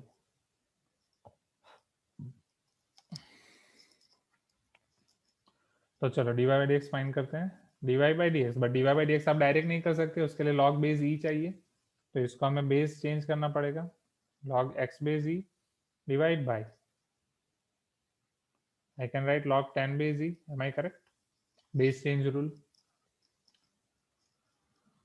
So here dy by dx is equal to, अब आपको क्या दिया है, log 10 base e दिया है या e base 10 दिया है, e base 10 दिया है, right? So log e base 10 मैं यहाँ पे लिख सकता हूँ 0.4343, 0.4343, बिकॉज ये log 10 base e ऊपर जाएगा तो log e base 10 ही हो जाएगा ना, log e base 10 equal to 1 upon log 10 base e, कुछ तो बोलो, जागो ग्राहक जागो, right?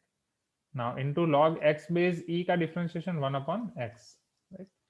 तो अगर सिर्फ एरर फाइंड करनी है डेल्टा वाई, तो वो आपका हो जाएगा dy by D x into delta x, so dy is 0.4343 means dy by D x में x जो आप लिख रहे हो that is 1000 into delta x is nothing but 2, right? तो यहाँ पे 3 जीरो कट करना ही बेटर होगा, तो पहले आपका आएगा 0.8686 2 से मल्टीप्लाई करने के बाद, फिर और 3 जीरो कट कर रहे हो तो डेल्टा वाई समथिंग आपको मिलेगा, या बेटर कि हम नेगेटिव पावर में लिख देते हैं, right?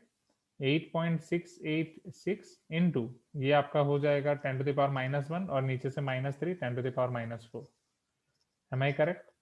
So y plus delta y which is your log 1000 base 10 plus 8.686 into 10 to the power -4, y plus delta y is nothing but your log 1002 base 10 is equal to 10 cube plus 8.686 into 10 to the power -4. Am I correct? You can tell me yes. इसी form में रखना पड़ेगा। हाँ 10 cube मैंने लिख दिया गलती से, सॉरी 3 तो 3 होगा। हाँ 3 ये 10 क्यूब को log अप्लाई करने के बाद 3 बचेगा।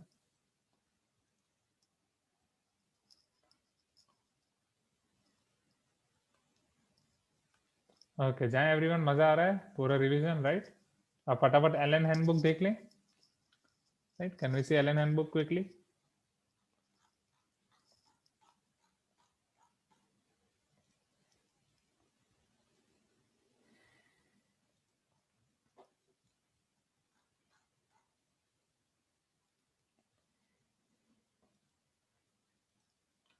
Can you see the screen? Yes. So our sir is telling sir we are familiar with log but we are not familiar with anti-log, right? And chemistry में आपको anti-log find करना होता है। आपको जान के खुशी होगी कि anti-log is nothing but exponent, समझना।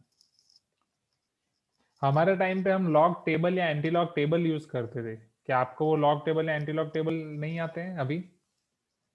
या अगर मीन्स जेई एग्जाम में आपको anti-log फाइंड करना है तो आप कैसे फाइंड करते हो? बोर्ड्स के लिए एंटीलॉग है, हाँ तो एंटीलॉग देखना कैसे देखना है वो मैम ने सिखाया टेबल से। Sir log base 10 and log base e का दोनों का डिफरेंस सेम है, डिफरेंस मीन्स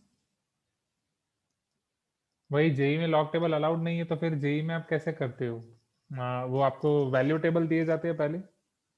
अच्छा डिफरेंशिएशन नहीं अलग है ना, लॉग बेस ई का डिफरेंशिएशन 1/x होता है, यहाँ पे लॉग बेस 10 है उसका आप डिफरेंशिएशन नहीं कर सकते, इसलिए उसको पहले लॉग बेस ई में कन्वर्ट करना पड़ता है, फिर आपको डिफरेंशिएशन करना है।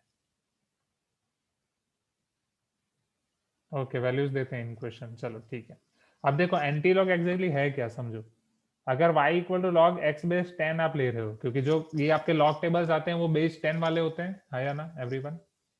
जो आप केमिस्ट्री में पढ़ते हो log table, right? Anti log table क्यों बेस 10? क्योंकि ऐसा कुछ आप पढ़ते हो ना, पीएच कुछ तो डिफाइन है कि याद नहीं आ रहा है मुझे, minus log base 10 H plus ion की concentration, am I right? And OH या समथिंग कुछ कुछ, राइट? हाँ बहुत टाइम बाद लिख रहा हूँ मैं, बहुत साल हो गए। OH माइनस आयन का भी कुछ तो था, राइट? हाँ तो वो POH, अच्छा ना। ऐसे कुछ कुछ चैप्टर्स इंटरेस्टिंग है केमिस्ट्री में जिसमें न्यूमेरिकल्स आते हैं। तो अब log इधर जाएगा तो क्या होगा, 10 to the power y equal to x, है ना? क्या वो 10 to the power y हो जाएगा?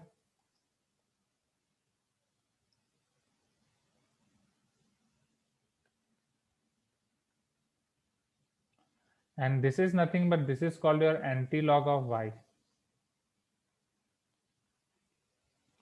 So anti-log is basically nothing but taking powers. Getting my point, everyone? तो log हमने define किया था, which is your inverse process of exponents. So anti-log is inverse process of log, which is nothing but exponents only. Okay. सो जैसा कि chemistry में आपको अब जिसका भी एंटीलॉग लेना हो, जनरली अब आपको जो एंटीलॉग लेना होता है वो क्या होता है, डेसिमल वैल्यूज होते हैं, that you need to find antilog of 2.3 something, right? हाँ, 2.356 एक्सेट्रा, सपोज 2.3 ले रहा हूँ या 2.35 ले लेते हैं अभी के लिए. So this is your 10 to the power 2.35. Am I correct, हाँ या ना? तो यहाँ पे अब आप ये अप्लाई करके देखो, बट वहां पे फिर आप इस लॉग वाला कंसेप्ट आएगा. लेट अस चेक कि यहाँ पे हम अप्रोक्सीमेशन अप्लाई कर पा रहे हैं या नहीं. So here your function will be equal to 10 to the power x, where x plus delta x, right, is equal to 2 plus 0.35. So I can say x equal to 2, delta x equal to 0.35. So dy by dx, 10 to the power x का differentiation क्या होता है? 10 to the power x into log 10 base e. Am I correct? You can tell me yes if you agree. हाँ या ना? Right. चलो, so delta y आपका क्या होगा? dy by dx into delta x. Delta x already आपके पास है 0.35. now what about dy by dx? dy by dx is 10 to the power x, x is to 10 square into log 10 base e. आप 10 square 100 into 0.35, वो आपको मिल जाएगा 35. log 10 base e is 2.303. हाँ, ऐसा chemistry physics में आपने बहुत याद रखा होगा, राइट? एंड ये 2.303 का रेसिप्रोकल है. सो log 10 base e, e की कितनी पावर 10 होती है? 2.303. तो ये आपको क्या मिलेगा? Delta y, right? यहाँ से फिर आप मल्टीप्लाई करके कुछ तो ला सकते हो. Then y plus delta y will be equal to, y आपका क्या होगा? 10 to the power 2 here plus delta y 35 into 2.303. So 10 की पावर 2 हो जाएगा आपका 100 प्लस 35 टू जा 70 होता है, तो ये 70 समथिंग आपको मिलेगा, 71 72, राइट? तो देखो क्या मिल रहा है. यहाँ पे के लिए सिर्फ 2.3 से मल्टीप्लाई करो.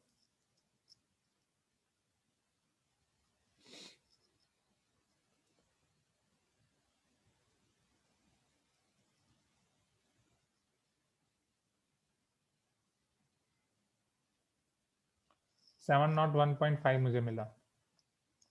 हाँ, आपको 80.605 मिला. चेक.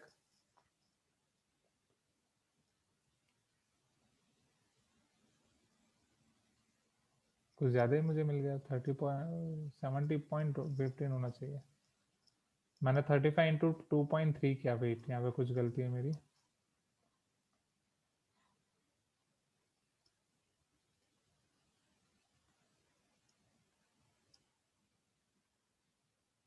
हाँ, ये गलती हो गई. Wait wait wait wait.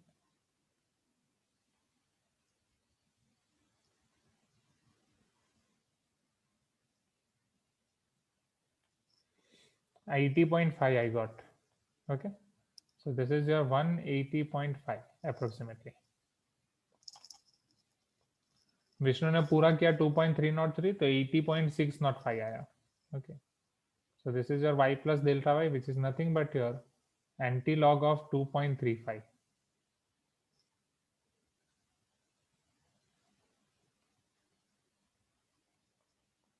मतलब 10 की पावर आप अगर आप 2.35 कर रहे हो तो आपका आंसर 180.5 मिलेगा अप्रोक्सीमेटली. क्लियर है? ठीक है, तो अब हो जाएगा एंटीलॉग. यही पूछ रहे थे ना आप कि सर एंटीलॉग का अगर कोई अप्रोक्सीमेट वैल्यू निकालना है तो आप इस तरीके से निकाल सकते हो. सो this is the beauty of your AOD, application of derivatives. Explain again. Yes Abhishek, just a minute. तब तक आप पहले नोट डाउन कर लो, मैं वापस एक्सप्लेन करता हूँ. थोड़ा खाने के लिए.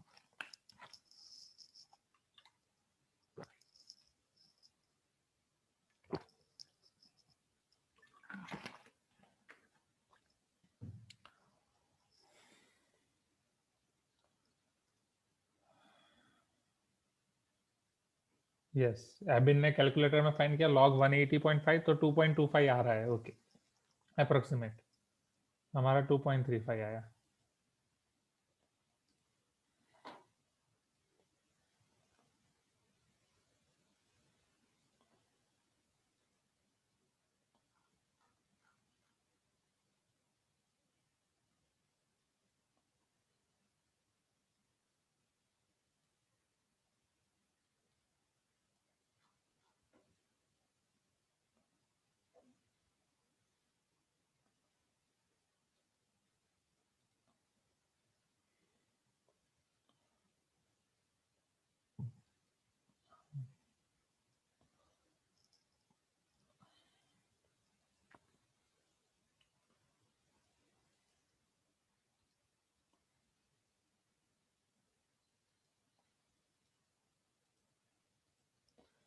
चलो पहले मैं इस पे आ रहा हूँ।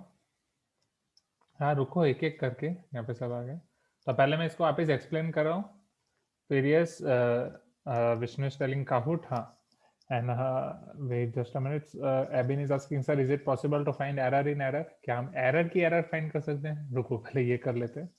सर ऑफलाइन में लॉग टेबल से वैल्यू निकालना भी सिखा दीजिए, बोर्ड्स एग्जाम में काम आएगा डेफिनेटली। बट लॉग टेबल से लॉग निकालना मैं भी भूल गया हूँ, क्योंकि वो मैंने किया था 2011 में लास्ट, या फिर 2014-15 में जब मैंने सिखाया था।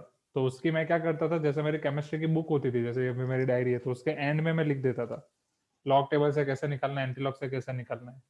कुछ -1 करना होता था, +1 करना होता था देख के। तो वो अंजना मैम शायद आपको अच्छे से सिखा सकती है। अंजना मैम से बात की है आपने? भाई एक बार आप उनसे बात करना, वो अच्छे से आपको सिखा सकती हैं। नहीं सिखा, अगर उनके लिए भी अगर ये बहुत नया हो तो डेफिनेटली आपके बोर्ड्स एग्जाम से पहले मैं कर लूंगा, कुछ ना कुछ करके दिखा दूंगा आपको। ठीक है, चलो तो पहले ये देख लेते हैं हम। एंड अभी तो धक धक धक धक आपकी बढ़ रही होगी, क्योंकि 28 दिसंबर आ गई है। 31 दिसंबर शाम को 6 बजे पता चलेगा बोर्ड एग्जाम कब आ रही है। क्या बोलोगे सर, हमारी धक धक नहीं बढ़ती, टीचर्स की बढ़ती है, हम तो कोई टेंशन नहीं लेते। चलो देखो इधर,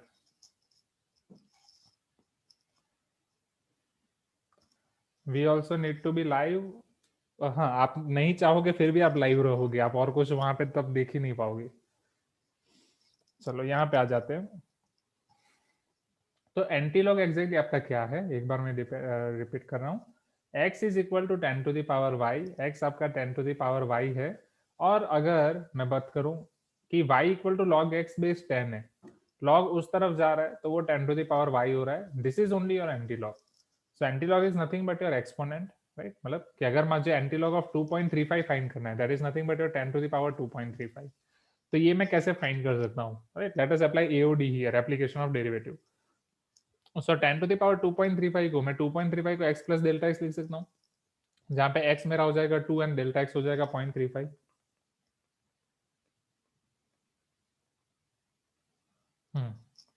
इज दिस क्लियर?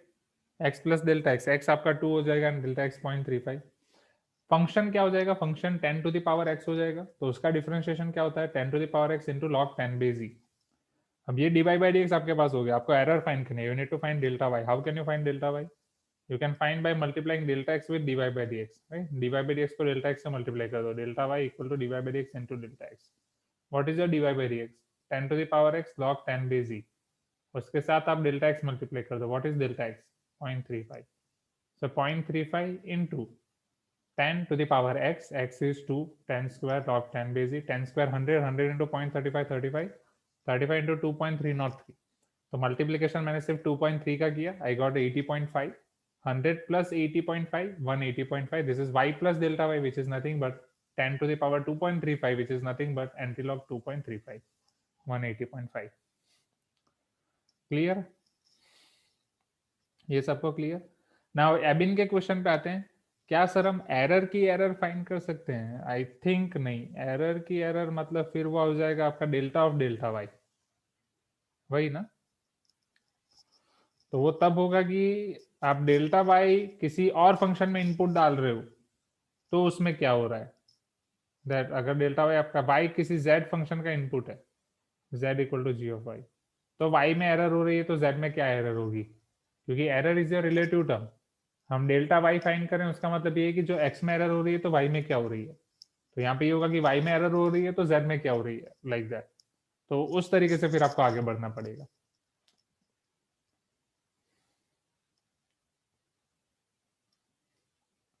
हाँ, delta x should be small as compare to x. हाँ, तभी आपका डेविएशन थोड़ा कम आएगा, नहीं तो डेविएशन ज्यादा आएगा। एग्री।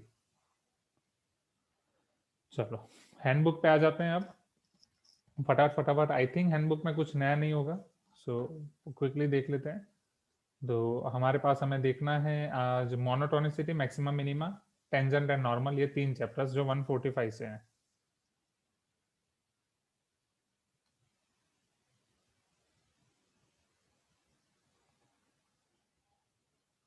Monotonicity is on 145।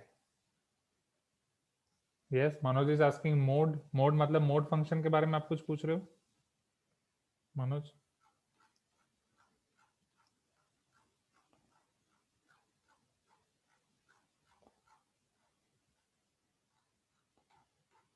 हाँ, यहाँ पे मोनोटोनिसिटी। चलो शुरू करें एवरीवन। अच्छा, मेथड ऑफ डिफरेंशिएशन, वो दिखाने की जरूरत है क्या, कोई मेथड ऑफ डिफरेंशिएशन?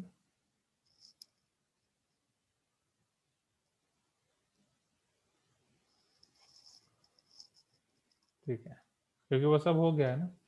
मोड के लिए बस आपको उसको रिलीज करना है कि कहाँ पे वो प्लस हो रहा है, कहाँ पे माइनस हो रहा है, उस हिसाब से फिर आप उसका डिफरेंशिएशन करो।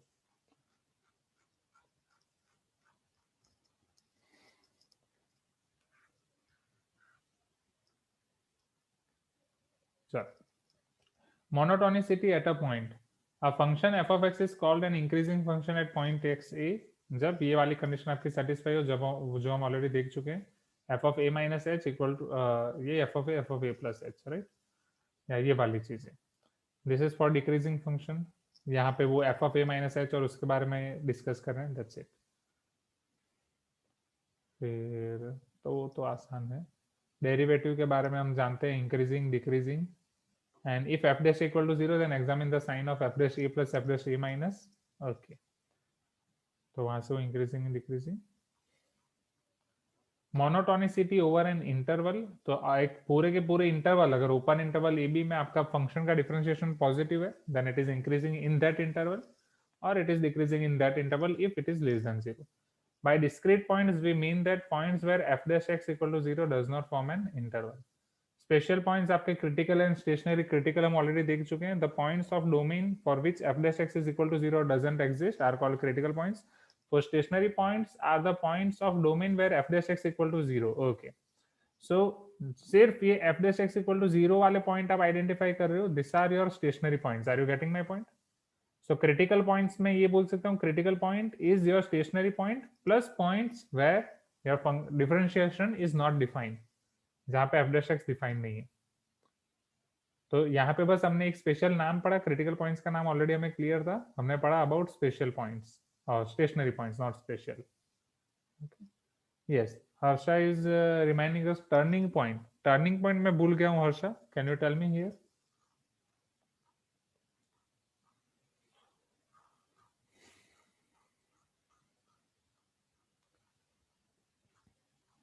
मैक्सिमा एंड मिनिमा को ही आपका टर्निंग पॉइंट बोला जाता है। Okay, so let us write that in one note.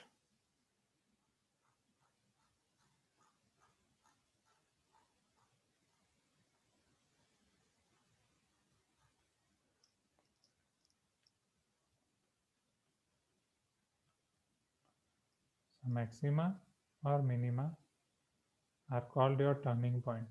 वाह, I got good idea now. ये आप देख सकते हो एवरीवन, ये मैं लिख रहा हूँ उसके साथ साथ आपको ये पॉइंट भी दिख रहा है, हाँ या ना? Right? तो ये अच्छा अप्रोच हो जाएगा ना अब पढ़ाते टाइम, राइट? So great. चलो ये अच्छा है, पढ़ाते पढ़ाते मैं experiment. So this is actually combination of annotation of zoom and cursor of one note. अच्छा, ये सेशन सर यूज कर रहे थे? Okay, that I was not knowing. Session sir मेरे सामने एक्सपेरिमेंट कर रहे थे, बट हमें कुछ प्रॉपर मिल नहीं पाया था एक उन्होंने पॉइंटर के लिए ऐप डाउनलोड करी थी, वो पॉइंटर ऐसा आ रहा था, बट फिर जैसे वो स्क्रीन शेयर कर रहे थे वहां पे नहीं दिख रहा था, मेरे सामने जितना हुआ था मुझे याद है। ओके, आ जाते हैं यहाँ पे वापस एवरीवन। सो हाँ, सो जैसा कि हर्षा ने याद दिलाया कि हमने टीपीपी के टाइम किया था, ये हर्षा, कि मैक्सिमा या मिनिमा पॉइंट वो टर्निंग पॉइंट बोले जाते हैं, टर्निंग मैक्सिमम।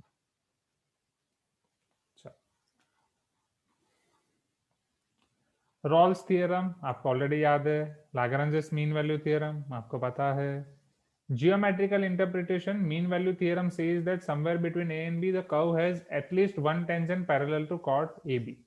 Okay,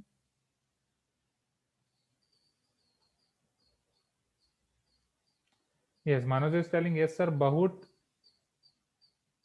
अच्छा am time, I think come time आप लिख रहे हो राइट, बहुत कम टाइम के लिए सर ने ऐसा किया था, ठीक है। Now physical interpretation, if we think of the number f of b minus f of ab by b minus a as the average change of f over close interval ab and f dash c as an instantaneous change, then the mean value theorem says that at some interior point the instantaneous change must be equal to average change over that interval। हाँ, ये physical interpretation important है।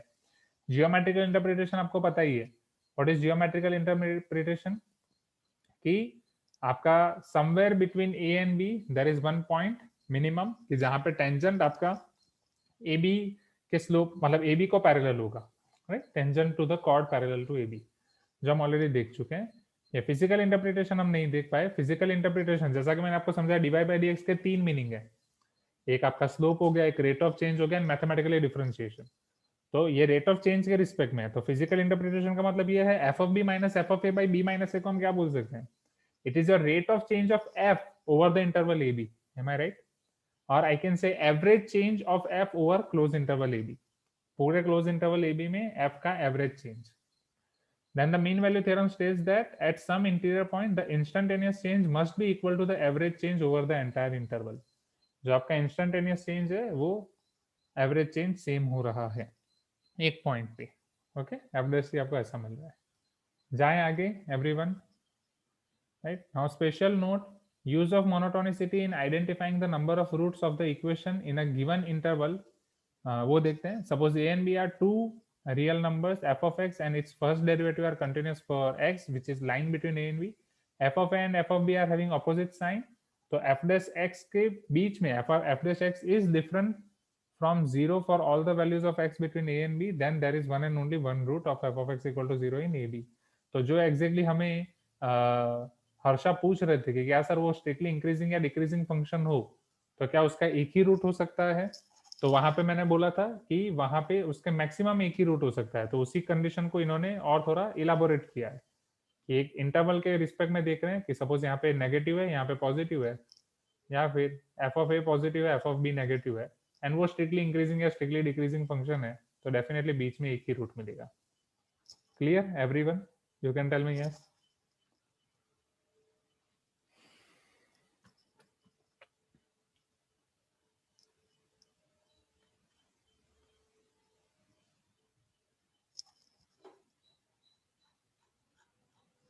Now maxima and minima, introduction. Maxima ये चीज हम देख चुके हैं, right. Absolute maxima, right, relative minima, relative maxima, right, absolute minima no smaller value of F also relative minimum, यहाँ पे वो इस तरीके से बता रहे हैं, रिलेटिव मैक्सिमा, राइट।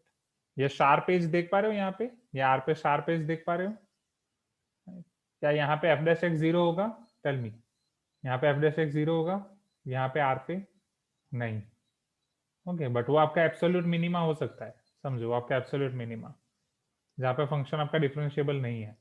सो ये बहुत अच्छा ग्राफ है, नेक्स्ट टाइम से पढ़ाने के लिए मैं भी ये ग्राफ यूज करूंगा, राइट, ताकि मतलब अगर लोकल के बाद अगर आपको एब्सोल्यूट के लिए सिर्फ एफ ऑफ बी नहीं, ऐसे पॉइंट भी देखने पड़ेंगे जहाँ पे आपका फंक्शन डिफाइन नहीं हो रहा है, या फंक्शन डिफाइन हो रहा है, sorry F dash x define नहीं हो रहा है, क्योंकि वो शार्प एज आपका एकदम मैक्सिमम और मिनिमा भी हो सकता है। ओके, सो लोकल मिनिमा वो हम देख चुके हैं, एब्सोल्यूट मैक्सिमा हम देख चुके हैं, राइट, कि उसके लिए उन्होंने ऐसे डिफाइन किया F of C greater than equal to F of X for all the X, like that absolute minima, global absolute minimum, global minimum, right, like that। And maxima and minima value of function are called extreme values of X. तो extreme values आपको पता ही है, अभी हमने देखा turning points. The maximum and minimum values of a function are also known as local or relative maxima or local or relative minima, as these are the greatest and least value of the function relative to some neighborhood of the point in question. The term extremum or turning value is also used for maximum and minimum value. तो यहाँ पे आ गया आपका extremum as well as turning value, right? जो हमने हर्षा ने याद दिलाया. A maximum or minimum value of a function may not be the greatest value in the finite interval. वो हमें पता है. क्योंकि वो फाइनाइट इंटरवल के लिए A B sharp edges.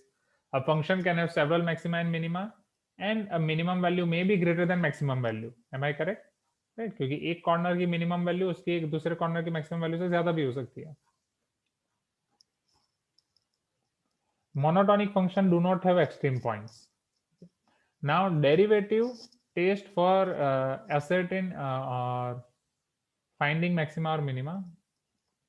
First derivative test F dash x equal to 0 करा तो मुझे बहुत सारे पॉइंट मिलेंगे. फिर एफ डैश एक्स यहाँ पे चेंज कर रहा है, राइट, वैल्यू चेंज हो रही है, लोकल मैक्सिमा, ये हो जाएगा आपका local minima. Okay, second derivative change, right, test greater than है तो लोकल मिनिमा, लेस देन है तो मैक्सिमा, इक्वल टू 0 है तो फिर आगे बढ़ने के लिए आपको थर्ड पे जाना पड़ेगा. अब यहाँ पे इन्होंने nth डेरिवेटिव टेस्ट दिया है कि अगर मान लो कि nth डेरिवेटिव आपका इवन है, F N A greater than 0 हो रहा है तो minima, F N A less than 0 हो रहा है तो maxima. And what is the condition कि एफ एन माइनस 1 है आपका 0 होना चाहिए. ओके, उसका पहले वाला. अगर एन ऑड है, समझना, एन ऑड है मतलब ऑड डिफरेंशिएशन 0 नहीं है, बट उसके पहले वाला इवन 0 है, मतलब एफ डबल डैश 0 है बट एफ ट्रिपल डैश 0 नहीं है, तो ये क्या हो जाएगा आपका neither maxima minima, but this is your point of inflection, right, this is your point of inflection. पता चल रहा है, right, this is your nth derivative test. Now useful formula for mensuration to remember volume of cuboid LBH. हाँ, क्योंकि यहाँ पे maxima और minima वाले मेंसुरेशन में आ जाते हैं, राइट, कि सरफेस एरिया मैक्सिमा होने के लिए लेंथ आपकी क्या होनी चाहिए, वॉल्यूम मैक्सिमम होने के लिए हाइट क्या होनी चाहिए, right. So that is important. Surface area of cuboid, और exactly I can say this is your total surface area, 2 times LB plus B H plus H L. Lateral surface area आपको बोला जाए तो 2 times L plus B into H. ये सारी formula आपको याद होंगी, हाँ या ना? Lateral surface area is equal to 2 times L plus B into H.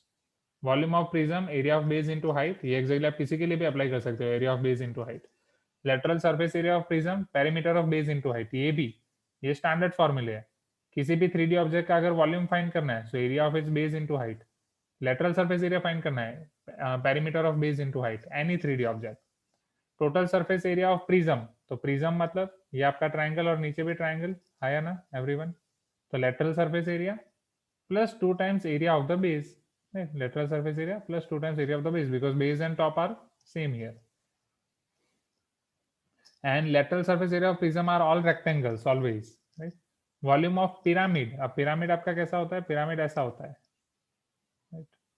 जिसका base में something है, triangle, ये triangular pyramid है, right? ऐसा ही मैं square pyramid और वो भी draw कर सकता हूँ. पता चल रहा है ना pyramid everyone? So volume of pyramid is 1/3 area of base into height. So this is new, ये आप याद रखो. इसको आप कौन से कंपेयर कर सकते हो? कौन का एरिया याद है कैसे किया था? 1/3 base into height, right, 1/3 pi R square H. So you can remember this with the help of cone, right. Cone का 1/3 पाई आर स्क्वायर एच, क्योंकि कौन एंड पिरामिड का स्ट्रक्चर ऑलमोस्ट सेम, कौन में भी top एक point, इधर पे one. Curved surface area of pyramid, तो curved surface area find कर सकते हो. हर एक ट्राइंगल है तो जितनी साइड्स होंगी 1/2 perimeter of base into slant height. Okay, वो पेरीमीटर ऑफ बेस ले रहे हैं, right, not that slant surface of pyramid are triangle.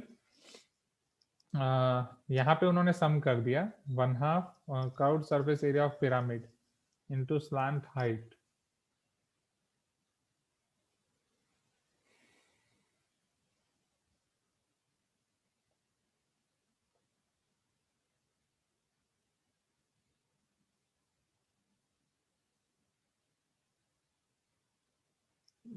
what they are considering as slant height. This is new. 1/2 perimeter of base, right? Suppose base में आपके पास है ABC. Slant height है suppose L. So ये हो जाएगा 1/2 AL plus 1/2 BL plus 1/2 CL. Height divide by height, और ये आपने क्या लिखा है?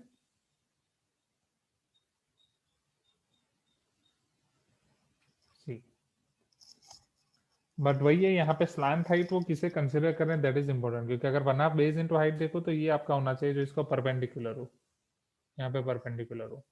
हाँ, और परपेंडिकुलर वो वाले प्लेन में, लाइक दैट। जैसे कॉन के लिए तो स्लांट हाइट आपको पता ही है, right? This is the slant height of cone L. तो ये भी आप कॉन के साथ कंपेयर कर सकते हो एग्जैक्टली, राइट? कॉन का क्या होता है, पाई आर एल होता है, so 1/2 into 2 pi R into L. Okay,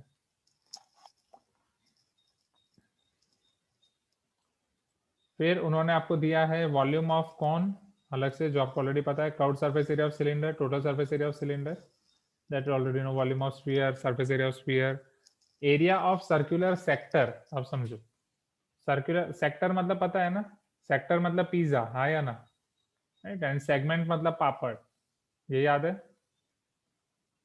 अब से मेरे बच्चे बोलेंगे सेगमेंट मतलब खाखरा, क्योंकि मैं खाखरा खिलाऊंगा ना सबको। तो सेगमेंट मीन्स योर पापड़ और khakhra, this is your sector.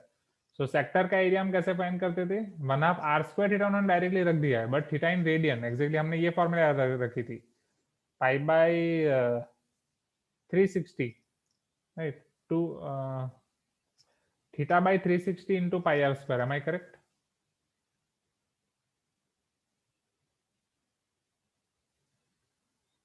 यही याद रखा था ना, राइट? यस। अब theta in radian is exactly equal to theta in degree divide by 180। तो उन्होंने क्या किया है, बस उन्होंने उस तरीके से कर दिया है, 1/2 theta by 180 into pi R square. So pi theta by 180, sorry pi theta by 180 आपका थीटा इन रेडियन हो जाएगा। So 1/2 theta into R square, where theta is in radian.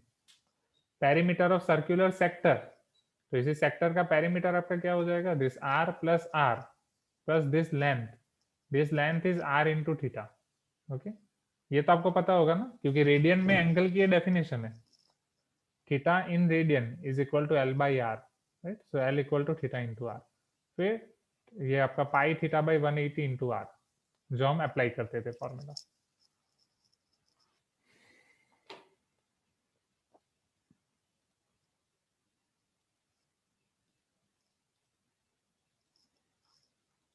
हाँ, फिजिक्स में ही आपने एग्जैक्टली थीटा इन रेडियन पहले पढ़ा था, हमने तो बाद में पढ़ा। Now significance of the sign of second order derivative, जैसे यहाँ पे आपको बोला गया है कि एफ डबल डैश एक्स अगर पॉजिटिव है, so that means it is concave downwards, नहीं, पॉजिटिव है तो minima, it is concave upwards, हाँ या ना? एंड लेस देन है तो concave downward. Okay, so F double dash X positive है, कॉन्केव अपवर्ड, नेगेटिव है concave downward. You can tell me yes. And इसको आप आपके क्वाड्रेटिक से कंपेयर कर सकते हो। क्वाड्रेटिक में याद है हम क्या करते थे, कि अगर आपका क्वाड्रेटिक है कुछ A X square plus B X plus C, तो यहाँ पे एफ डबल डैश एक्स क्या होता था, ए। हम क्या करते थे, अगर ए ग्रेटर देन जीरो है तो ऐसा आता था कर्व, ए लेस देन जीरो है तो ऐसा करते थे पैराबोला, हाँ या ना? कुछ तो बोलो। ए ग्रेटर देन जीरो बोले तो स्माइलिंग, ए लेस देन जीरो बोले तो क्राइंग, तो ये भी तो वही है, हाँ या ना? ओके, ए की जगह बस क्या है, F double dash X positive, तो इस तरीके से आप रिलेट करके याद रख सकते हो, F double dash x negative. चलो अब पॉइंट ऑफ इन्फ्लेक्शन के बारे में यहाँ पे भी आपको समझाया गया है, late us see that. So point of inflection,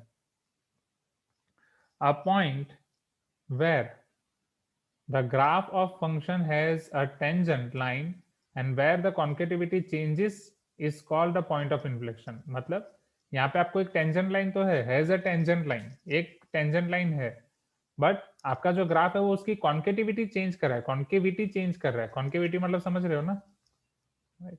concavity, अगर ये लेफ्ट हैंड साइड से देख रहे हो तो ऐसा लग रहा है कि यहाँ से ये कर्व नीचे जाएगा, राइट? एंड यहाँ से देख रहे हो तो ये कर्व यहाँ पे ऐसे जा रहा है कि यहाँ इसके बाद ये टर्न लेगा ऊपर, हम ऐसा एक्सपेक्ट कर सकते हैं, बट वो यहाँ से फिर नीचे ही जा रहा है। हम यहाँ से ऐसा एक्सपेक्ट कर रहे हैं कि ऐसे जाते जाते अभी ये टर्न लेगा, बट नीचे टर्न लेने की जगह उसने उस तरफ टर्न ले लिया।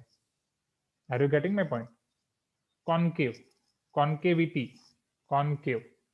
क्या आपके दांतों में केविटी है, ऐसी ऐड आ रही है क्या अभी? नहीं, केविटी, खड्डा किस तरफ हो रहा है, लाइक दिस।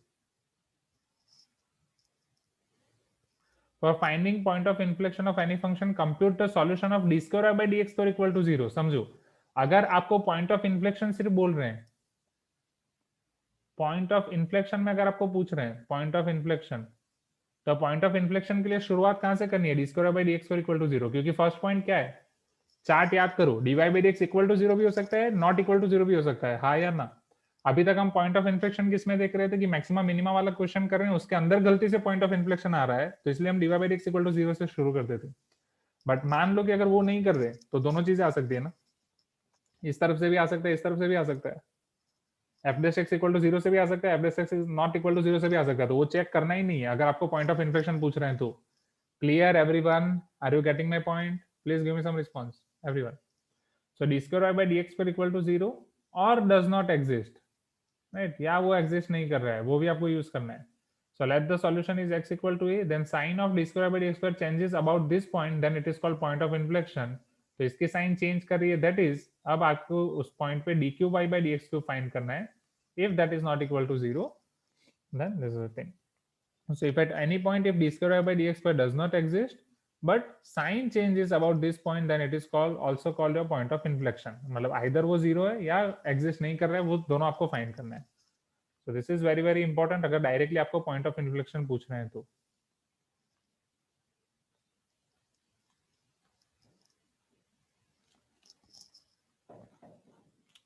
राइट, फिर सम स्टैंडर्ड रिजल्ट्स आपको कुछ दिए गए हैं। Rectangle of largest area inscribed in circle is square. ठीक है, तो ये वाले आप ट्राई भी कर सकते हैं, मैं ये नहीं बोलूंगा कि इसे आप डायरेक्टली याद रख लो, राइट, इसे जस्ट आप ट्राई करो कि एक रेक्टेंगल है जो स्क्वायर के अंदर है, सर्कल के अंदर इंस्क्राइब्ड है, एंड उसका आप इस तरीके से कन्वर्ट कर रहे हो कि उसका एरिया ज्यादा से ज्यादा है, तो मैक्सिमम एरिया लाने के चक्कर में ये रेक्टेंगल आपका बन जाएगा स्क्वायर।